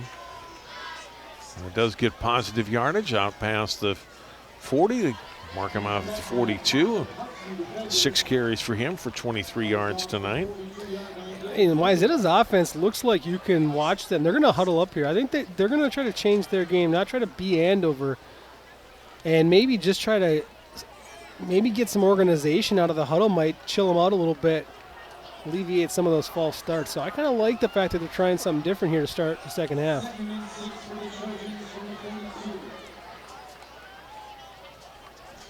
On 2nd and 6, play action. Sukup throws it incomplete. Good coverage by Chenoweth on the pass intended for Boo. It'll be 3rd down and 6. Sukup for the game, 4 of 8 passing, 1 touchdown, 60 yards passing, 5 rushes for 32 yards, but that's good defense there by Tristan Chenoweth, the 6'2", 180-pound junior. Yeah, I think the only feedback there on Boo, I think you want to get your hands out and come back to the football a little bit in that situation. Your quarterback made a great throw. Boo, bottom of your screen. 3 receivers, top of your screen for Wayzata. Sukup, plenty of time. Looks that way. Receiver went down. Brown, no flag and incomplete. Yeah, unfortunately for the Trojans, when they go back and watch this film, they had a gimme first down. Milkus broke off his route and was wide open just beyond the first down marker. And it looks like they wanted to go deep instead, but they had an open target there, and that was a good no call. That was not pass interference by any means.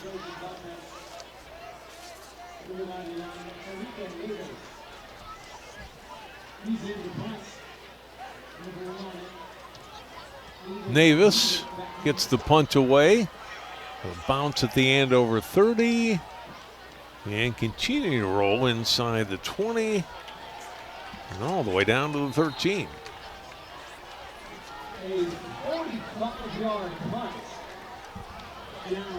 Kick of 45 yards, no return. He's redeemed himself a little bit too from not being able to handle that earlier snap in the first half. He's had 2 punts that have really changed the field position for his Trojan squad. So again, redemption always being an opportunity as the game rolls along. I think it's a huge series for Wayzata defense. You get on 31-6. And it's really tough. It's already tough. You're down 18 points. Still a lot of time to go, but you can't afford to give up any more. Yeah, it's tough too because, you had a crowd here at a couple times that really wanted to get into the game, get behind you on opening night. And every time they've just, had a little bit of momentum, something happens to take them off schedule. And defensively, they're going to see if they can make a play. Andover's just played such mistake-free football on offense, though. Mapson 5 of 10 passing tonight for 60 yards, 106 yards rushing on 12 carries and 3 touchdowns. 1st and 10 for the Huskies from their 13.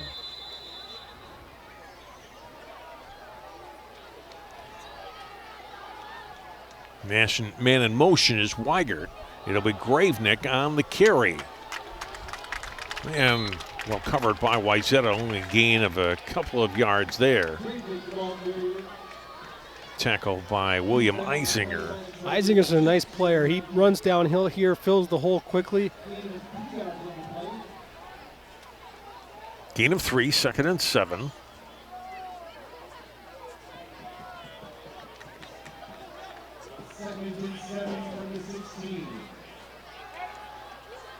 Quick throw, Weigel completion, and he gets out to the 19. But tackled by Chase Lowe. Senior linebacker. It'll bring up 3rd down for the Huskies and 4 to go. Watch what Andover does in a play like that. They literally let the defensive line come in there and rush the quarterback knowing that he's going to get rid of the football. They wait for the throw and then they jump out there and try to block downfield. Again, just solid execution.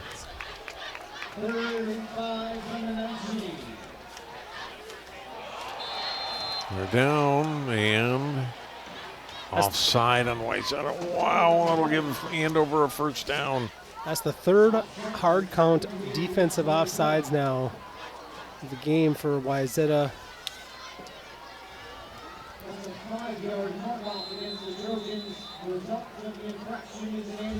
Yeah, I don't know if you give Joseph Mapson credit on that hard count or if you knock the defensive line, but man. New set of downs for Andover from their 24. Mapson firing, ball tipped and incomplete. Good coverage downfield by Max Benega. The 21st Benega to play high school sports here in the last 15 years, it seems like.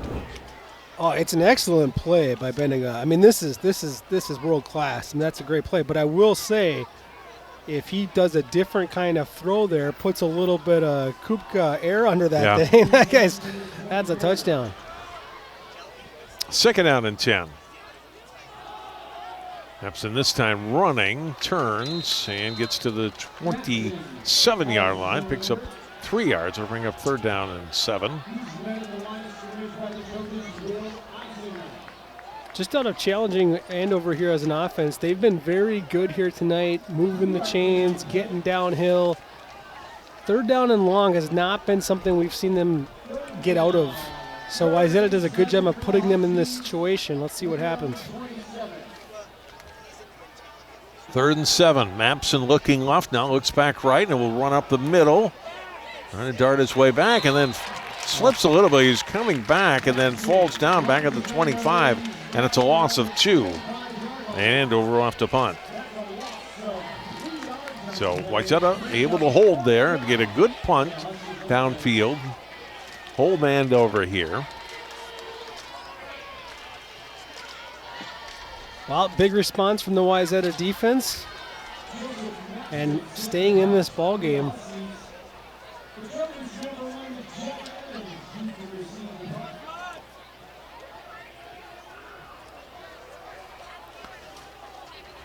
Mapson, the punter, will stand at his 10. It's his 2nd punt tonight. Flag against Andover this time. You know, that play right there kind of just was interesting. Mapson took a little bit of time to kind of get going there as he's the punter, and after being the quarterback, he took what he felt was a late hit, and it kind of just slowed things down a little bit as he was shaking the cobwebs out, talking to the official a little bit as well.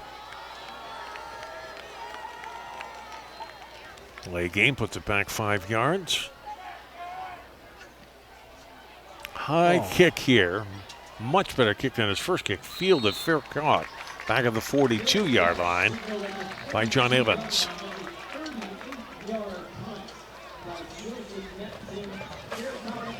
They got about 15 more yards on that kick than the first one. No return by Wayzata, so a good net of 38.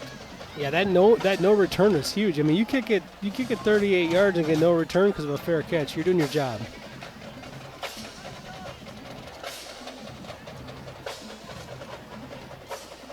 Let's go time now for Wayzata. Yeah. Just the 1 touchdown drive tonight, and that was set up by a long kickoff return, so they've not had a long sustained possession that's ended in points yet tonight, but certainly need to here nearing the midway point of the 3rd quarter. Sukup on 1st down, handoff to Harrell, out across the 45, gets to the 46-yard line, picks up about 3 yards. Good movement up front there from the offensive line. Baron Prosser called his name a couple times already this evening, but him and Gavin Knable doing a great job moving bodies up front there. Briggs up as well in the left tackle spot. Wayzata's got a good, big offensive line, and they did a good job in that 1st down. 2nd down and 6. Sukup gets the completion. That's Brown in the flat, getting out to near the 49-yard line, then hit hard by Caden Raisler. Seen a lot of Raisler tonight, and makes the stop there and sets up 3rd down. There was just a hesitation from Brown when he caught that ball. I think he was like not realizing just how much space he had, and if he could have got upfield a little bit quicker, might have been able to get a couple more yards out of that play. But 3rd down and short here for Wayzata. Brown tonight 4 catches, 55 yards and a touchdown. 3rd and 3 for the Trojans from their 49. Sukup wants to run, steps up inside and dives forward for the 1st down, getting to the 46 of Andover. That's just your quarterback and your leader making a play right there, because that play wasn't quite as blocked as well. And he found a hole there, found a sliver in the defense. And again, not every quarterback in the state can do that. That's because you got a player that's not afraid to get north and south and not afraid of what might happen with some contact.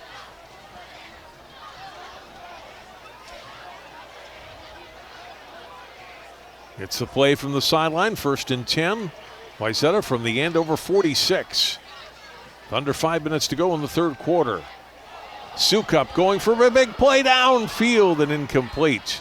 Intended receiver John Evans, senior. And throw out in front of him by 3 or 4 yards. It's second down. Well, you saw a difference there, too, in the Andover defense, that there was some attention now given to the top of that secondary. The safety was staying home and was ready for that one as well.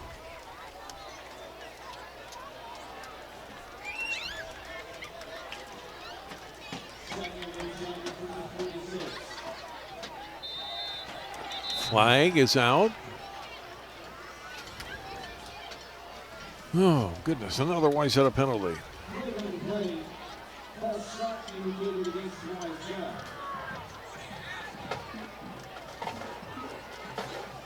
The 11th penalty tonight, second in this half. Second and 15.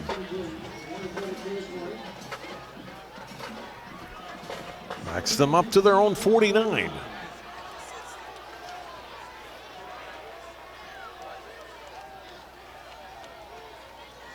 Handoff goes to Harrell, and he's hitting the backfield.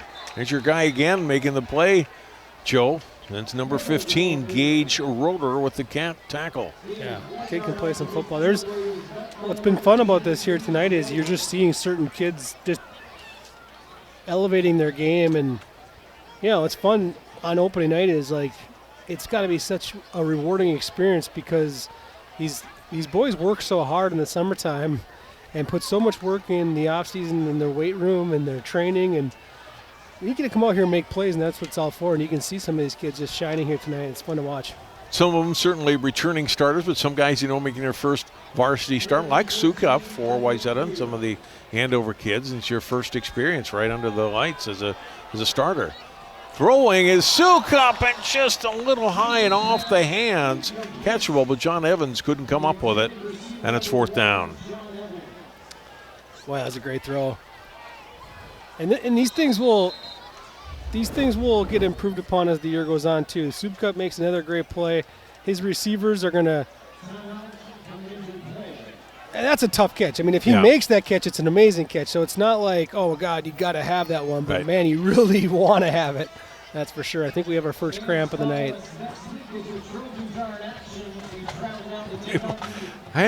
One of the early games I had last year, I had 2 games on the opening week of the season. It was the second game on the Friday afternoon. It was a very hot game, and I think we had 20 cramping stoppages in that game. It gets you. I mean, there's just, first of all, the heat, and all that kind of stuff, and you're sweating. You're using so many muscles in football, and just to get your body ready for what really it's about to undertake in an actual game setting is just so different than what you do in practice. And a lot of times you're so excited you don't think about taking enough water, right? Enough fluids in. Well, and by Friday night, if you haven't done it, it's too late because it's all the hydration that needs to happen Wednesday and Thursday.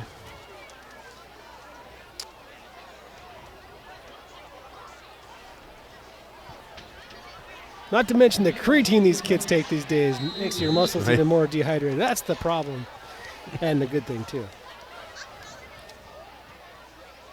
Davis gets the quick kick away. It was a pretty good rush on him.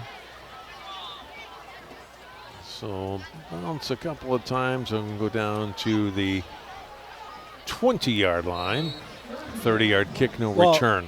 John, I haven't really done many high school football games with you over the last few years, but you experienced the being a dad on Friday nights too, and watching the high school kids, and you know how hard they work and all that stuff. Yeah. And these nights, as much as it's exciting for the kids on the field there, it was fun to watch around. As I'm getting older, I'm walking around watching the parents in the stands now. I'm looking at their experiences. This is a big night for them as well, right? Yeah, this no is doubt. exciting And you get to know those parents so well and hang out with them on Friday nights or perhaps afterwards having a cola or something like that. Or two. And these are the moments, man. I mean, you just want it to last forever, right? And you forget it. You miss it when it's done. Oh, certainly. Under 4 minutes to go here. It's been a good night for Andover football, and especially for number 3, Mapson. Another run. It's going to pick up a first down.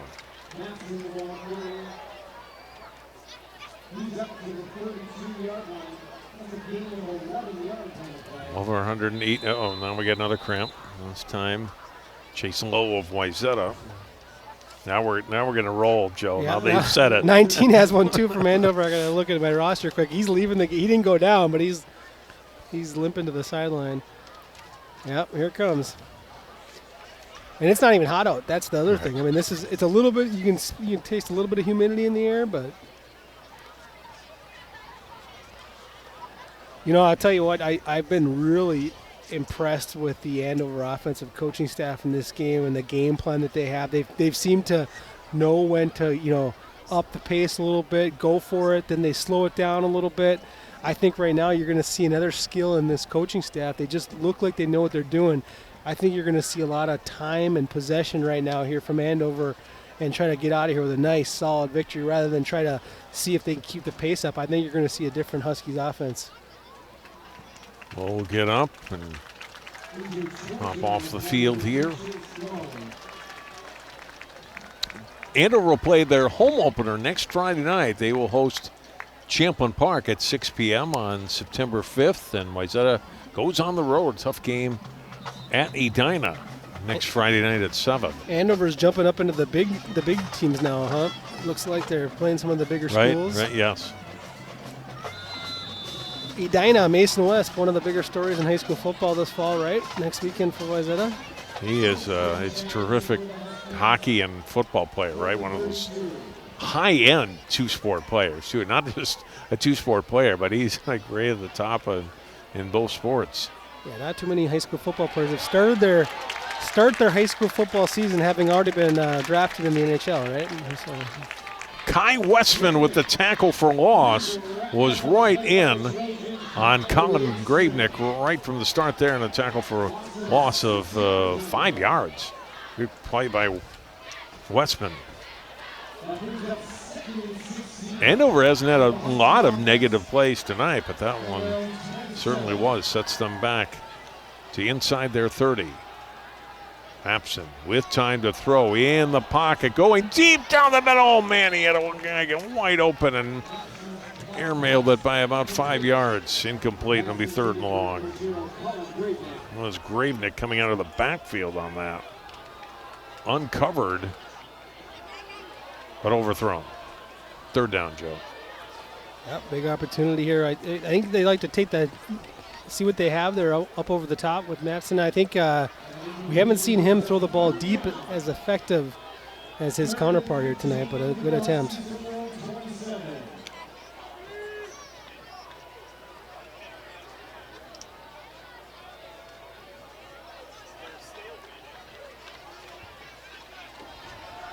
Mapson looking left. He's going to go deep again and incomplete. Trying to hit Weigert on that one.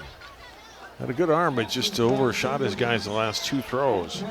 So a 3 and out here for Andover, and Wayzata will get it back. It was a very short possession for the Huskies. Yeah, as soon as I talked up their ability to kind of take the clock away a little bit and try to move into victory territory, they went backwards and then threw 2 incomplete passes, and the door's not closed on Wayzata yet.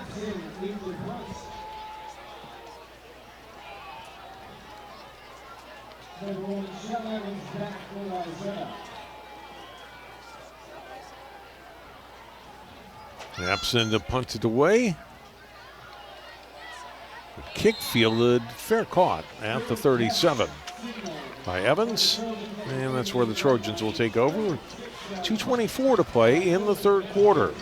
Andover with the only points here the second half on a 78-yard touchdown run by the quarterback, Joseph Mapson, in the opening minute of the 3rd quarter. Yeah, because Wayzata has struggled to get that sustainability that we've talked about, you almost think that they have to have a big play to, just because they've struggled to just kind of put 3, 4, 5 plays in a row together without having something go too negative. Hand off on 1st down, and it's Harrell out past the 45 to the 47. He'll pick up 9 yards. 4 carries for him tonight. Excuse me, that's his 5th carry. for 47 yards. Yeah, what I like about this carry here is the ball was going right side, and he saw that the momentum and the offensive line were pushing right, found that cutback lane, got north, nearly got a first down on a first down. On 2nd and 1. Fake handoff, Sukup wanted to throw, and now he runs. He's got a good sideline run down inside the 20 to the 19.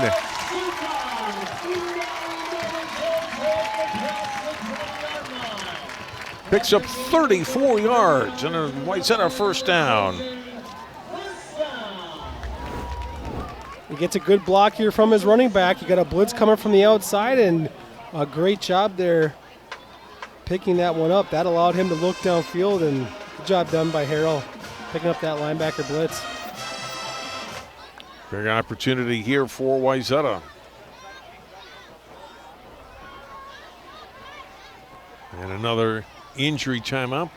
Looks like probably another cramp this time. It's Tristan Chenoweth down for Andover.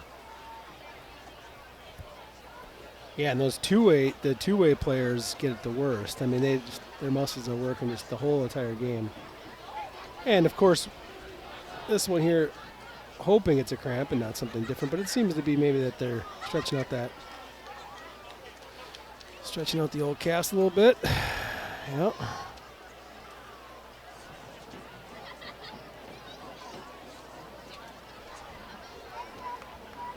Our next game on CCX for football, a week from Friday night, Maple Grove, defending state champions in Class 6A, will host Eden Prairie. 7 o'clock on Friday, September 5th. Couple of traditional powers doing battle, huh? Maple Grove tonight leading Stillwater 24-17 in the fourth quarter. Maple Grove shut out Eden Prairie at home in the playoffs last year on the way to their second state championship in the last 3 seasons. I'm taking a lot of time here with Chenoweth. Is Eden Prairie still running the Mike Grant offense? Right, well, Mike Grant's still there, so yeah. Yeah. He's not breaking down iPads in between possessions and.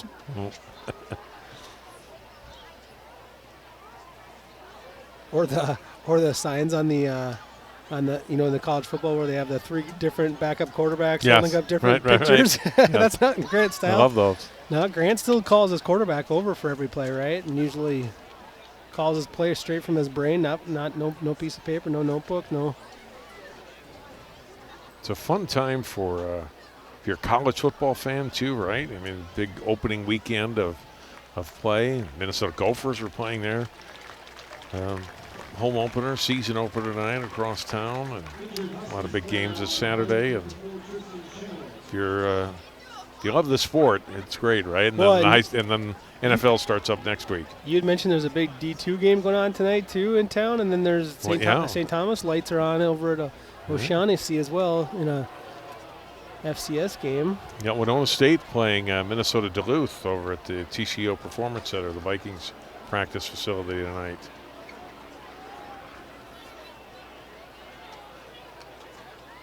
Chenoweth really ginger as he's walking off here.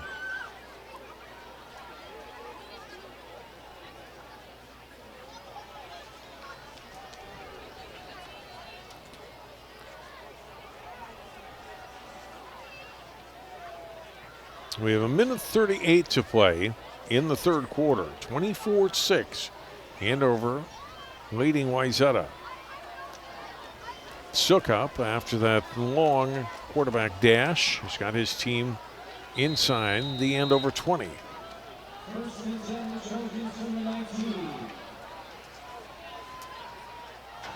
Brown in motion, got the handoff.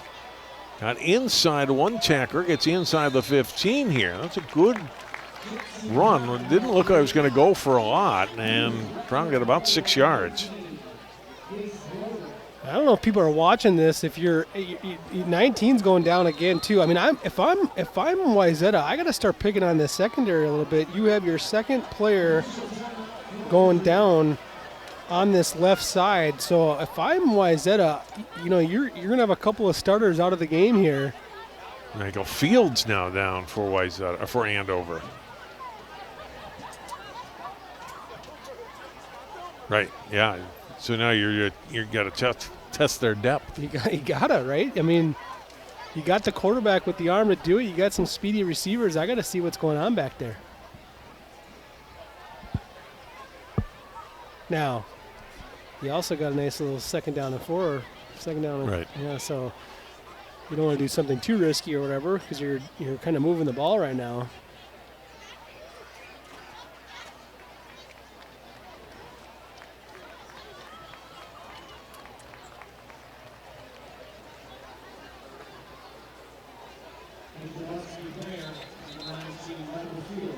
Fields walking off with more ease than Chenoweth did the play before.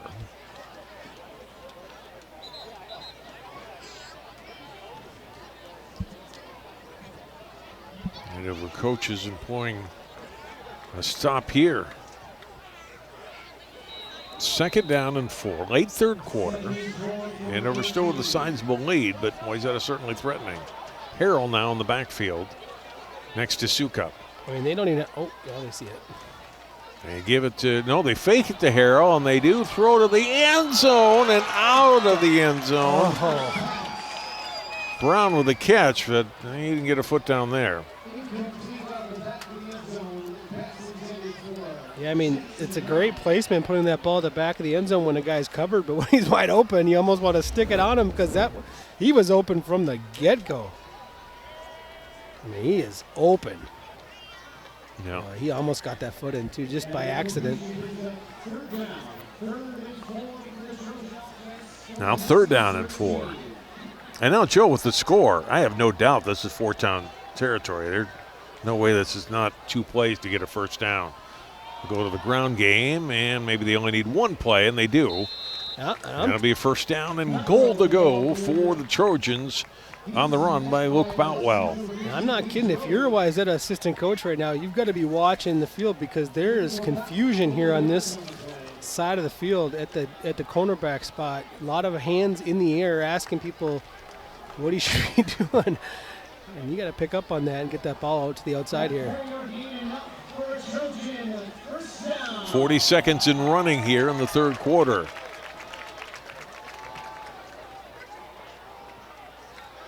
First and goal from the Andover 9. The fake to Boutwell, then the throw. This is Brown. He only got to the 8 and then driven back. Yeah, see, like right there, I'm not saying I'm like a genius or something, but man, I'm running that same play, but to the other side of the field. You got some space. You got 2 new players in there. Brown's 5th catch of the day. He's got 1 touchdown. And that's going to be the final play of the 3rd quarter. A 2nd and goal coming in the 4th. We're at the end of 3. Andover puts up 7 more in the 3rd quarter. Now Huskies 24, Trojans 6. More football on CCX after this.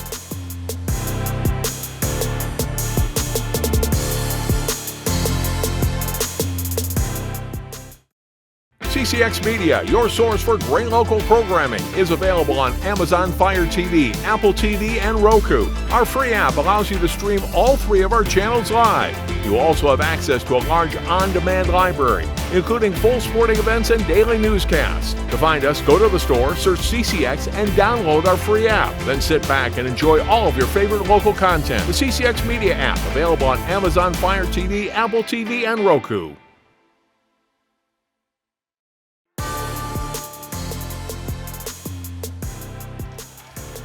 Great night for number 3, Joseph Mapson, the senior quarterback. But Thor Sukup, his counterpart, trying to answer here to start the 4th quarter and get into the end zone, and he does. What terrific effort to get in for number 8. An 8-yard touchdown run, and Wayzata gets a much-needed TD to start the 4th. And 2 Andover players down, 1 still down.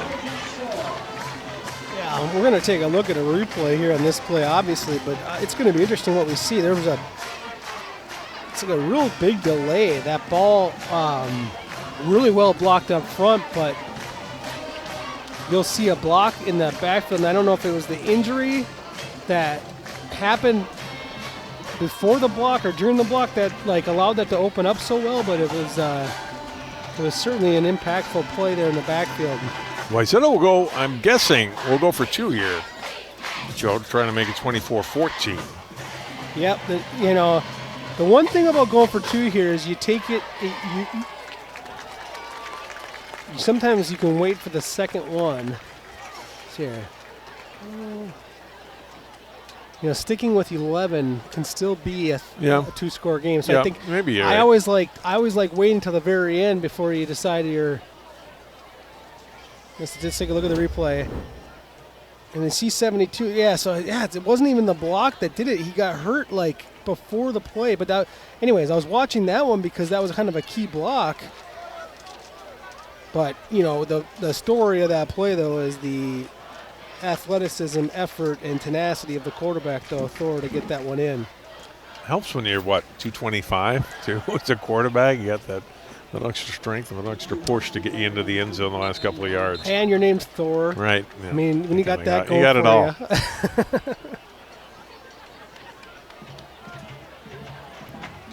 Let's see how Wayzata plays this, Joe. Maybe, looks like they're going for 2, though. Yeah, I think you called it. They're going to go for 2 early here and try to get this to 10. I mean, Joe doesn't like it. I'll say yes. Let's go for it here. If you're Wayzata, hand off Boutwell and spinning and gets into the end zone for the 2-point conversion. I will say, more people go for it early than I do. That's just one of my things. But also, I think it's a great call by Wayzata just on second thought, just because they've got Andover on their heels. They look banged up. I mean, how many guys got hurt on that possession alone? They lost 3-4 players on that possession. That was the kind of drive right there that Wayzata needed. And we talked about how a big play might be the thing that kind of gets it going. It was that big run. If you go back to Thor's big run, that was the big play of the drive to get it going. Great job by the offensive line. And I'll tell you what, it's really weird to be down by 3 scores and feel like you have the momentum. But, man, I tell you what, with all the injuries and the way that Wayzata kind of pounded Andover that drive, they got to feel pretty good right now. Yeah, now down just 2 scores after the Boutwell 2-point conversion. Sioux Cup TD makes it 24-14 with 11:49 to play here in the fourth quarter.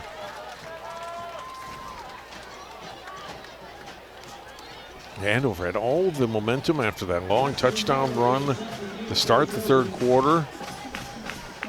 But pretty even most of the rest of that quarter until the last part. Wayzata starts a drive and then they finish it off here in the first play of the fourth.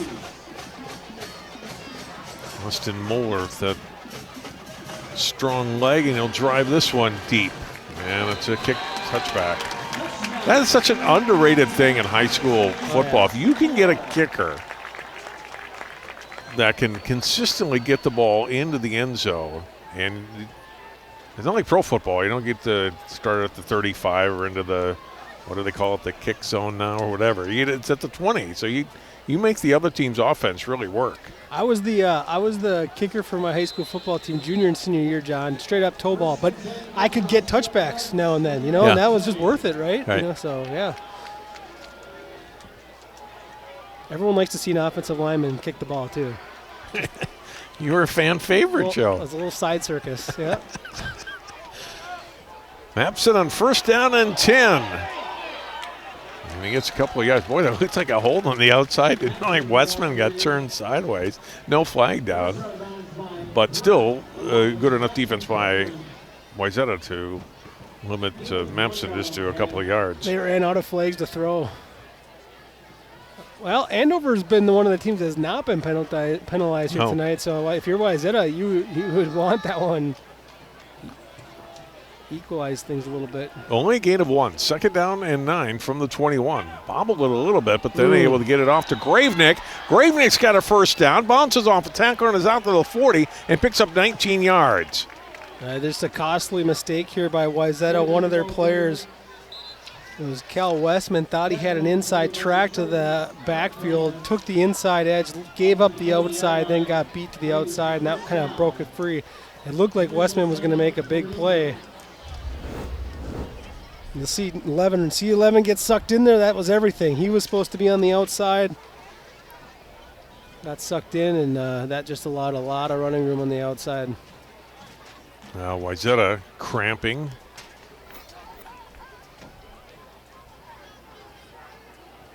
I got to tell you, I kind of like foreshadowed that a little bit, but I'm not too happy that I did now because I'm like, man, this is more than I anticipated. I thought we'd see a few. This is a lot, yeah. Owen Doyle are working on now.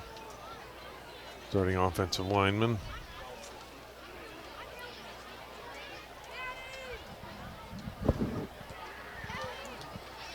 Everyone's got to get out the pickle juice.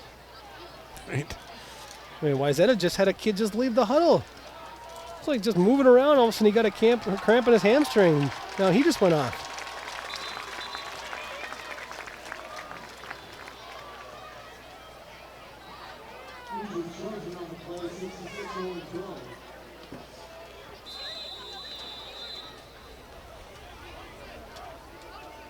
Andover gets a big run there by Graveneck. He picks up 19 yards. And Joe, even with that one first down, gives them a little momentum back here and gets them out to the 40. Man in motion is Weigert. Graveneck gets the call again. Boy, he's a strong runner. Gets 4 yards. We got a flag down. Yeah, we got the first holding, I think, on Andover. Their fourth penalty tonight, but yes, first hold of the evening. And for Wayzata, the player that did go out is probably one of the most important players. Eisinger is the middle linebacker who's out of the game right now. We're trying to work on his hamstring.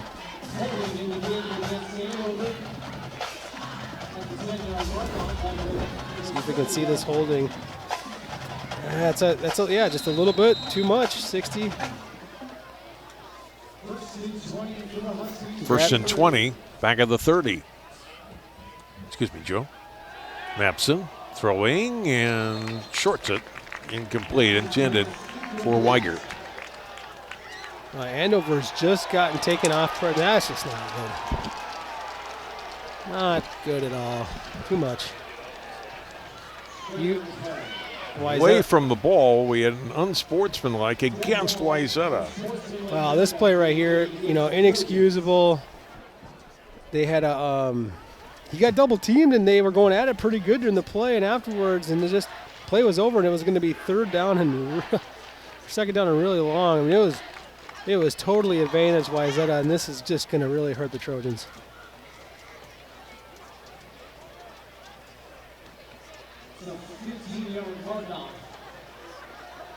15-yard penalty for unsportsmanlike conduct. You'll see him get double teamed right here, and he's getting frustrated. You lose it on your camera, but it wasn't that play right there. That's the one that you kind of see on your screen. That's just some friendly fire there, but.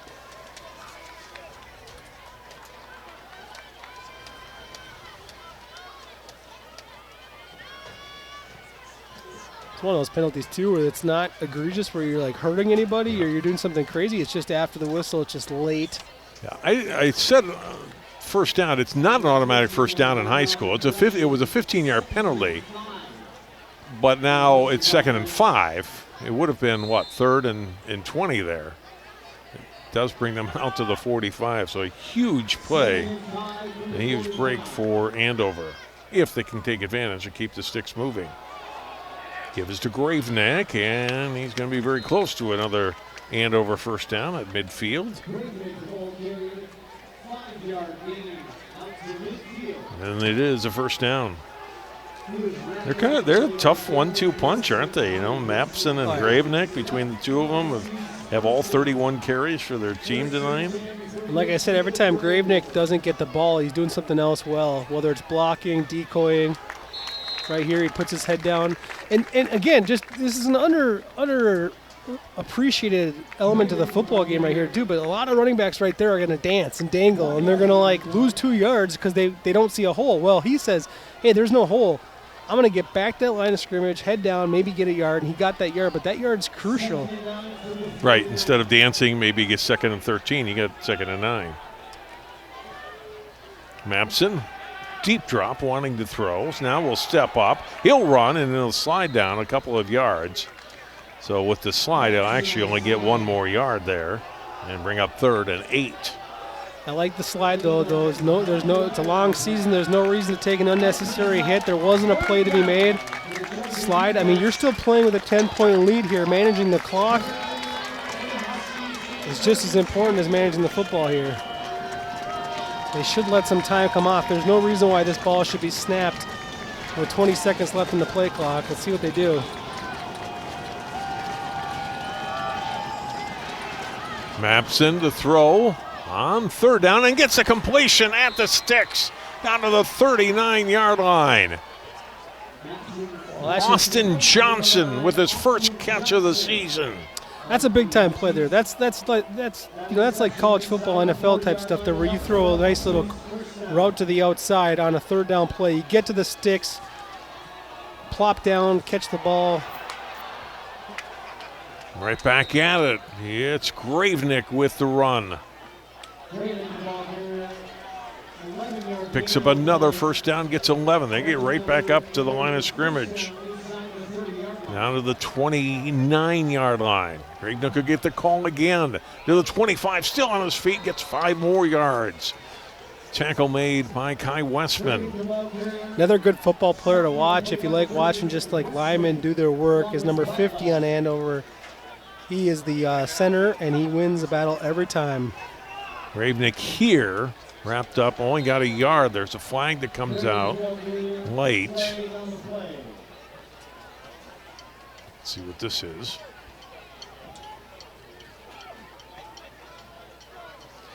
And you can see the Andover coaching staff decided that they're not sitting on the ball. Why is that a penalty here? Oh yeah. Otherwise, that a penalty. That one's weird because it's not really face masking, but he kind of wrapped up his neck area.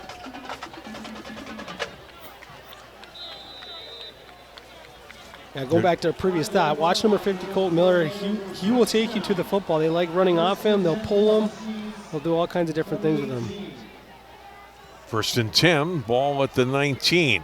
Gravenick again. He's the workhorse on this drive. Drives forward for 3, maybe 4 yards. Another cramp, another timeout. They run left side there right off the A gap where it's the player I had mentioned just previous to that. Run off his tail, Miller, and then you got another big guy there pushing in Vincent Jeffrey. There's Eisinger who's down again, Joe. He's had a good night, but again, a cramp here for him. They're going to have a hard time keeping him on the football field. He can't shake it right now. He was on the sidelines just very frustrated that he wasn't out there, but he can make it a couple plays, and then he ends up cramping up. And he's the strength up the middle for the Trojans defense. Second down and 8 coming here for Andover, trying to maybe kind of salt this game away, Joe, if they can end with 6 or 7 points here on this drive. What I was going to say is I think that they decided, hey, we're not the type of team here in this situation to work the clock. They're being very aggressive, and I think they want to stick to their game and see if they can put up another touchdown. And that's the way they want to put this game away. I don't think they want to, look at the clock and let it run down, snap the ball with under 5 seconds to go. They're not PJ Flecking it, They're here to put some more points on the board. I think you can see the frustration on his face. He comes off. It has to come off again. Second down and 8 here for Andover. Joseph Mapson. Colin Gravenick called their names a lot tonight. Joe pointed out the great work that offensive line has done to help those two guys run the ball and get positive yards. And Mapson does again. He's inside the 15, spins down to the 13 for a gain of 5. I'm totally belaboring the point, but on that play right there, you saw it. They pulled with their center. You don't see high school football teams pull with their center very often because you got to snap the football and then you got to get out on your horse. They pulled with Miller there, and then he blasted the safety, drove him off your TV screen onto the ground and got a pancake block. Kid can play some football. 3rd down and 5. Yeah, they're sure not milking the clock. They're snapping at 12, 14 seconds left. Mapson throwing to the end zone, and it's a touchdown. Aiden Weigert. His 5th catch tonight. The first touchdown reception of the season for him. First touchdown pass for Mapson, and another 6 points on the board for Andover. Well, just an excellent route, great play call. He sold the inside. It opened up him to get to the outside, and I love Mapson rolling right. I mean, what an athlete, and when he rolls right, he's dangerous because he can throw and he can decide to run the football. Seems to be more comfortable to be in an athletic position rather than sitting in the pocket.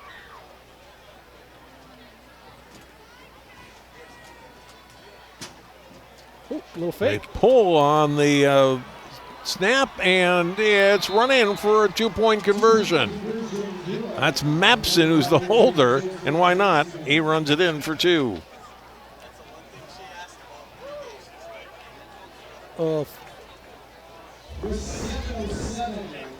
Okay, the touchdown again. Let's take a look at the touchdown. Rolls right, looks, sees the angle that he wants, puts it right on target. Then watch this play right here. It actually was not a fake. No, you're right. Ball was on the turf. Right. I thought it was a fake because of how quick he got up, but he just reacted really quickly, right? Yeah, that's why you have a good athlete hold the ball right there. But yeah, he handled the ball well, got up and ran. Yeah, he knew he wasn't going to be able to get it down in time. Weigert getting congratulations on the sidelines for his touchdown catch. And yeah, we apologize. We don't have the roster updated with the place kicker. So someone has put on some points on the board here today, and we haven't been able to call her name out. But there's no 80 on either roster I have. Yeah. Try to give someone some kudos for nailing those extra points. 32-14 Andover. Wayzata just unable to get momentum sustained long enough, Joe. I mean, they had a little bit after that, the first touchdown they had, and then Andover came back and answered it right away, and it just nothing sustained for them beyond a play here and there, and that was a big drive for Andover to finish with 8 points. And now we're 7 minutes to go. It's an 18-point game. Yep. Well, and that extra point right there was crucial because let's say that ball stays in the turf and they don't get it, it's still a 2-score game. I mean, right. I know 2 scores, 16 points with 7 minutes. It's not crazy. No. But three scores is hard, especially when you have to stop Andover.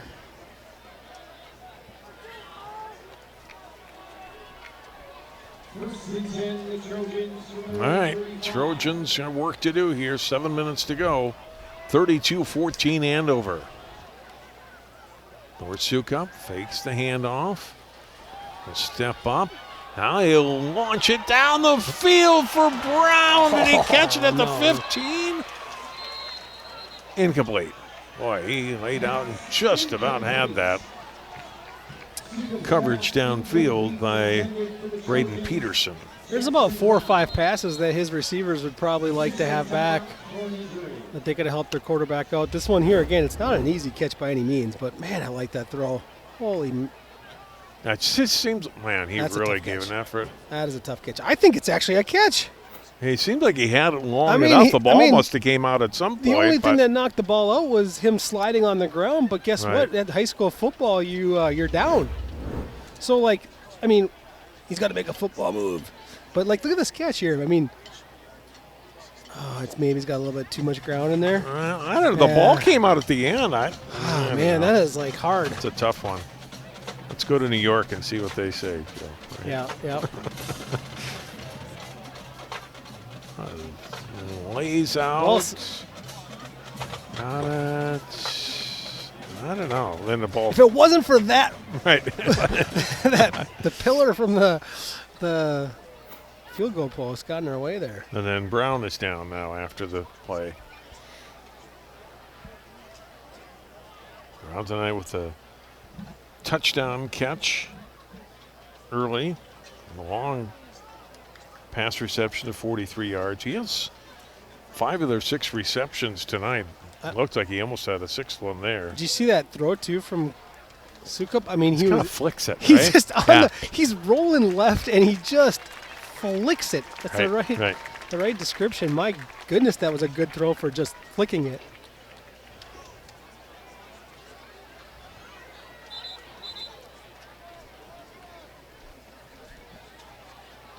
I tell you what, I mean, one takeaway from this Wayzata Trojans team, though, is you got yourselves a quarterback.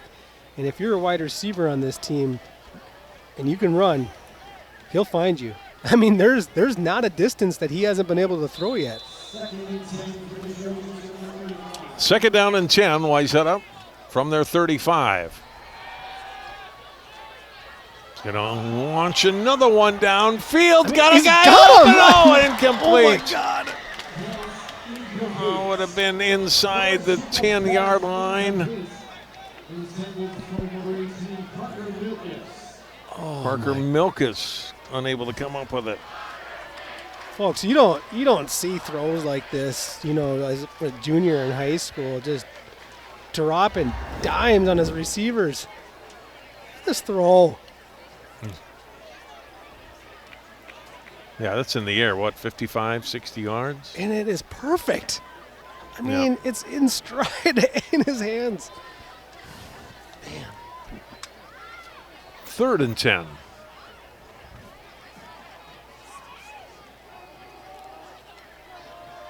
The Sukup's numbers aren't going to look as good as they could have tonight, right? Oh, yeah. 6 out of 17. But had a lot more yards and trying to run here in Andover of none of it. And I don't even want to dog on the receivers either because they're good. And they're gonna put up some numbers this year. Those aren't easy catches, but they're catchable. Blaine Raisler on the tackle there of Sukup, and it's 4th down. I'm going to keep the offense on the field. Raisler's had some nice plays here tonight. Yep. Good solid football player. No gain on that 3rd down run. 4th and 10. This is it for Wayzata.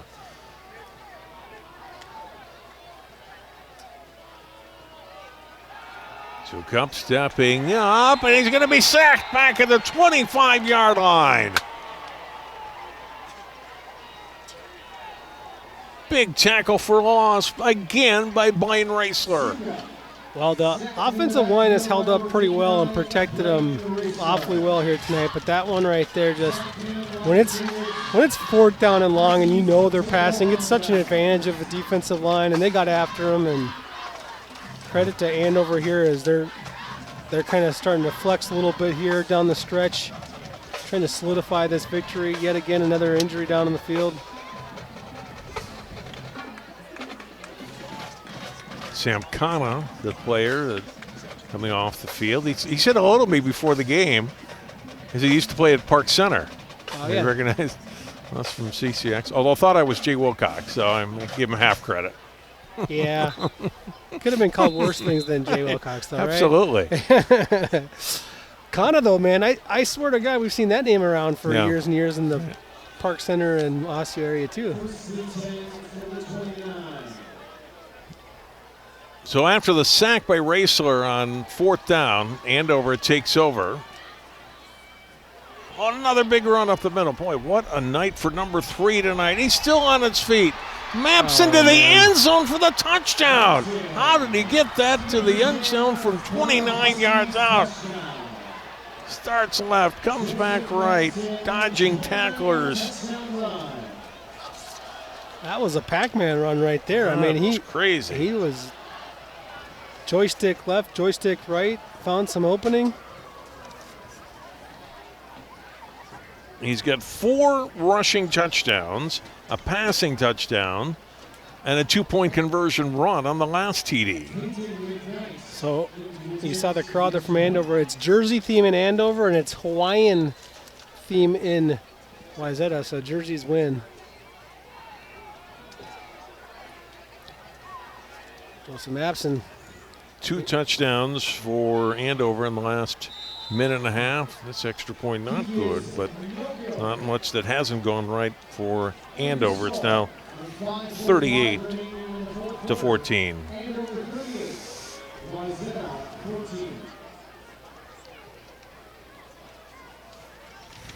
And I think they would take number 3 out the rest of the night, right? Yep. I was even surprised he was running the ball right there, but you know what? Lucky for us he was, because this was... Yeah, a touchdown.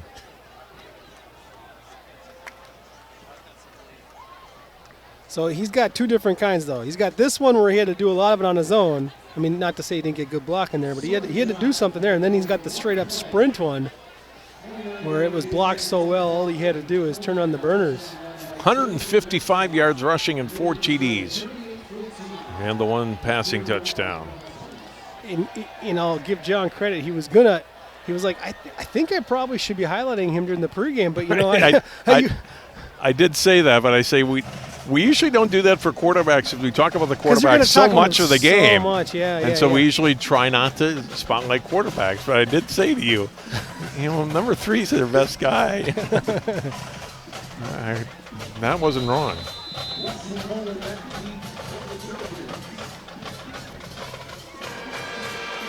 Kickoff by Raisler. Going to be returned up past the 20 to the 30-yard line. That's where I said it will get us under 5:40 to go. Mr. Moeller on the return. I mentioned Wayzata's next game. Not an easy one. They got to play Addie Dino next Friday night. That'll be tough. Then he's going to put the secondary to the test. John, the other thing that I think is very noticeable now that I've, somehow I can't even believe I'm saying this, been doing this for 20 years or something like that, but what's changed a lot, because I haven't done as many recently, is how many plays teams are getting in now on a night because these no-huddle offenses, these quicker paces, right? And everyone's throwing the ball more, so it stops the clock. I mean, you look at it, it's 9:30, right? When the game, a lot of times the game would be over by, 9:10 or something? I got to work in the morning. Right? This is Thursday night. First down, run out past the 35 to the 36-yard line. Harrell. Well, the ball carrier. Rogers, like a lot of communities now, have gone with the 6 p.m. start up in my neck of the woods. They're doing 6 p.m. games this year. Changes things a little bit. Gain of 7 by Harrell. He'll get the call again here. Almost got tripped up, but scatters out past the 40-yard line. Picks up 5 more, and their first down for Wayzata. He'll come out, Boutwell in. Harold does a good job of reading his blocks, though. He gets every, he doesn't, he's not the size. We talked about some guys with some size. He's 165 pounds, but boy, does he know how to read a block and set it up.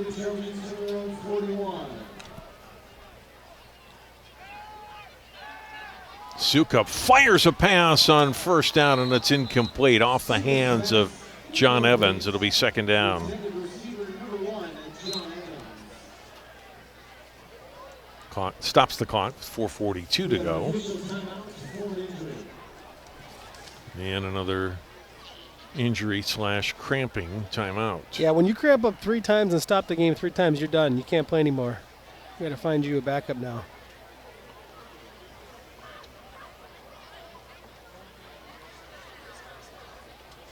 Got a second down coming for Wayzata from their 41.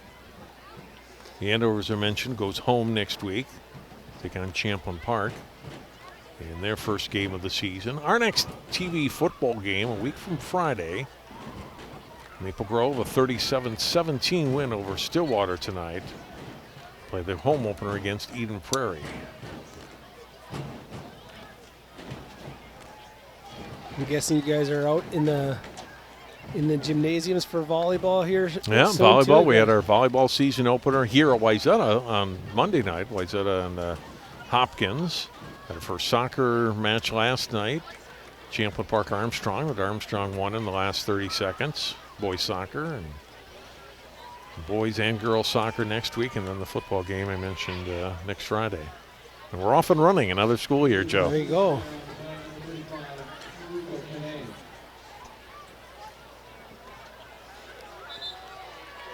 it's the thing that makes summer coming to an end okay. Yeah, right. You know what I mean? Right, Like, yes. summer comes to an end, Nights like these. but there's football. Yes, right, exactly.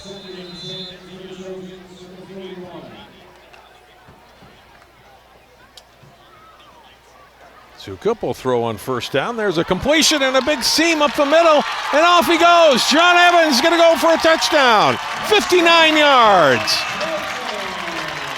First catch of the night, first touchdown. Wayzata gets 6 points on the board here late.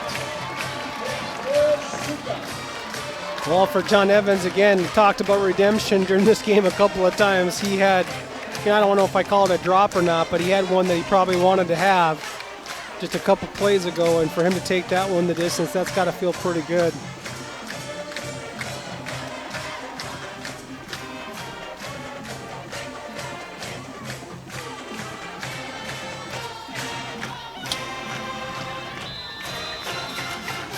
Wayzata will go for 2 again, try to make this a 2-possession game at 16 points.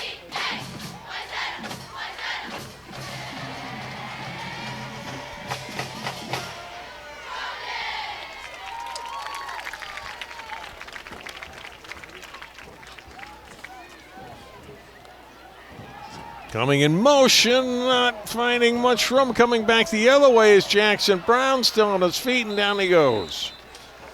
And it stays 38-20.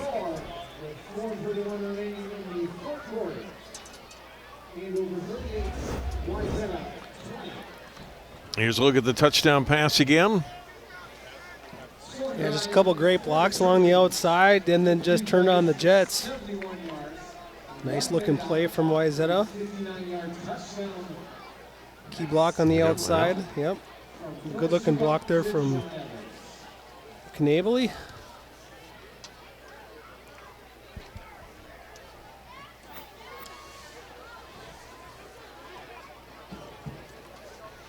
So 38-20.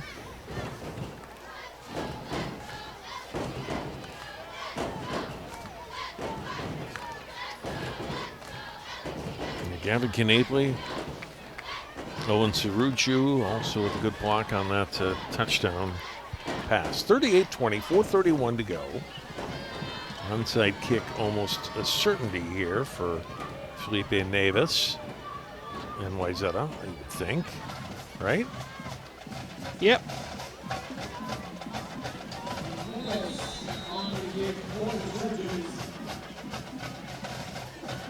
It's kind of a pooch kick, and it's fielded and covered by Andover inside their 40.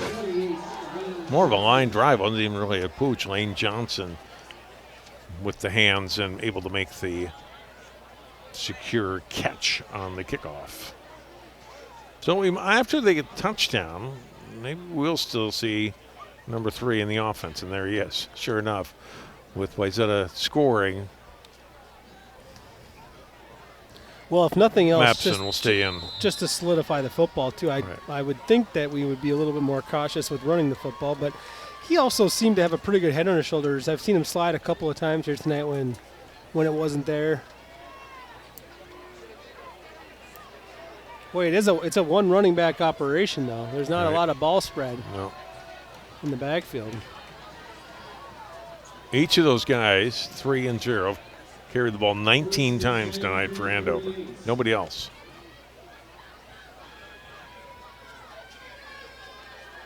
There's carry number 20 for Graveneck.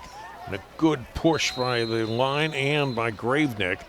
And he gets 10 yards. It's a big A-gap hole right there, left guard, right between the left guard and the center. And we had a penalty on Andover, though.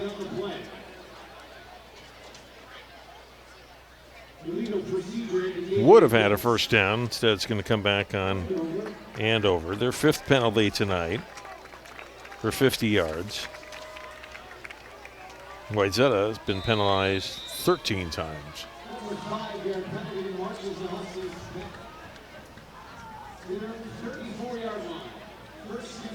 Huskies back at their 34.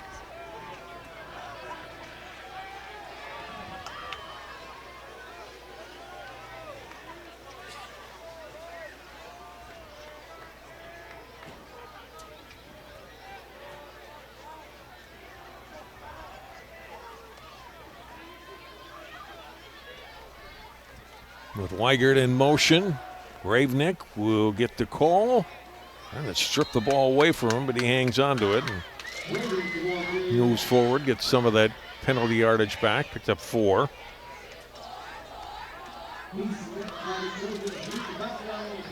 Second down and 11 from the 37, but Joe, the clock continues to run. Now just 3.5 minutes to go. Yep, now you're just seeing Andover just kind of get the plane a little bit slower. Line walks up to the field, up to the line of scrimmage rather than the hustle. You see your experienced center not even crouching down at the football. This is these are 30 seconds to kill here still. Ideally, if you're Andover, you're running a couple more plays here, move the sticks, and then you can start kneeling. If you're Wayzata, try to make a play. Get after that football, strip the ball, put your helmet on the ball. Gravenick will get out across the 40, pick up a couple of yards again. But Joe hangs on to the football, and the clock continues to run.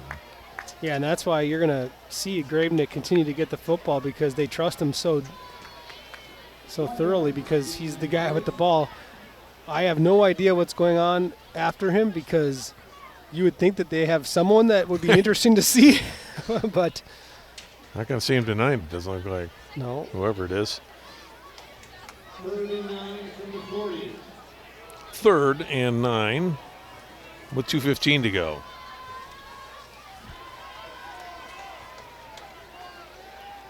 Well, their depth chart lists Lucas Raessler as their backup running back, but he's not seeing action on offense running the ball tonight. Elizabeth Mapson run back the other way. First down. There he goes again.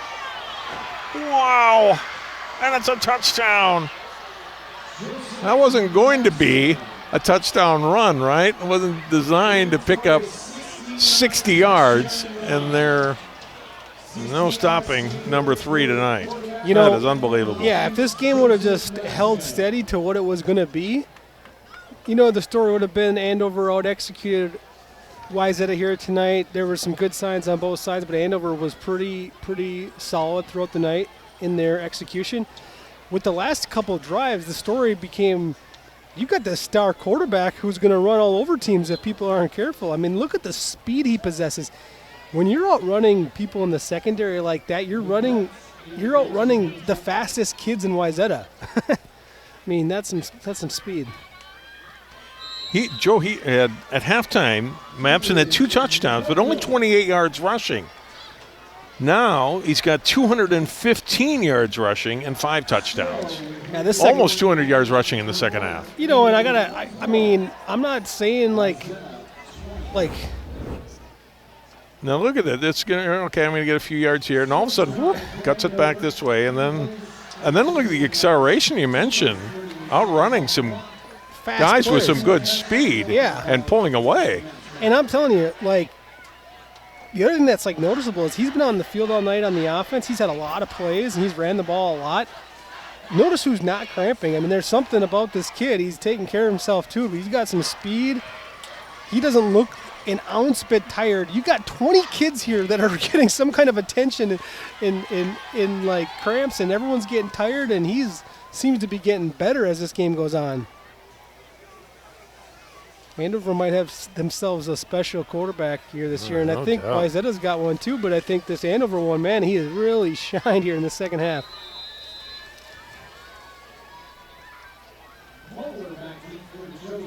(44-20). Boutwell will field a short kickoff, and still on his feet. He bounces back to his left. Boutwell gets out to midfield. Looks like he may break it for a minute, and he gets brought down at the 50. These guys are going to keep your editing people for your highlight show busy. They're going to have quite a few to choose from.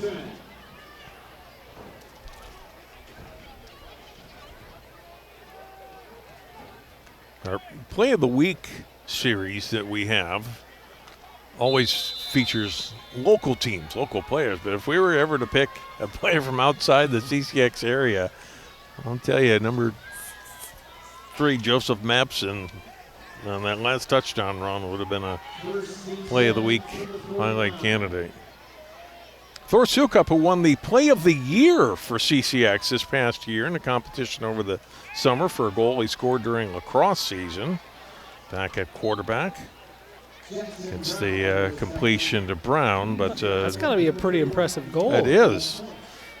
It was quite a fun competition we had throughout the summer, kind of a March Madness type bracket where we match play of the week winners against each other, and went down, and Thor won the final competition. There's a loss of a yard on the completion to Brown. You're winding down to a minute to play here. The ground game, and darting down the 45-yard line. It'll be a pickup of 5 yards. First carry tonight for Holden Nanaman, number 29. Picks up 6. 3rd and 5. Oh, the ball is out and recovered by Andover. And fitting that it should end with Andover making the big play. Eddie Miles, the senior defensive end, with the fumble recovery. Just bad chemistry right there on this handoff for the... I don't think the running back thought he was getting it. No.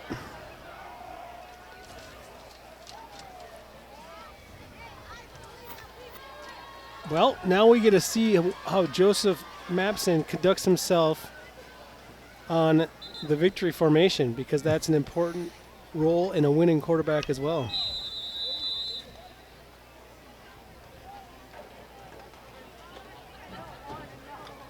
Unless they bring in the reserves and try to run a play with somebody else. Nope, they got the victory formation ready to go. It will be Luke Harbor, the backup quarterback, number 5. The sophomore gets the snap on the final play, and an impressive opening night win for the Andover Huskies. We've talked about the success they've had over the last 4 seasons, especially with the total of 34 wins in those 4 seasons, and they're off and running again, Joe, here in 2025, 44-20 over Wayzata. Yeah, impressive stuff. I thought Andover's offense really came in tonight. Did not look like a week 1 performance. They had a plan. They've got a quarterback that can execute it. Again, they're not a big, bulky offensive line, but they have some athletic guys with a lot of length and can get on you. And really impressed with this football team. So for Wayzata, the talent's there.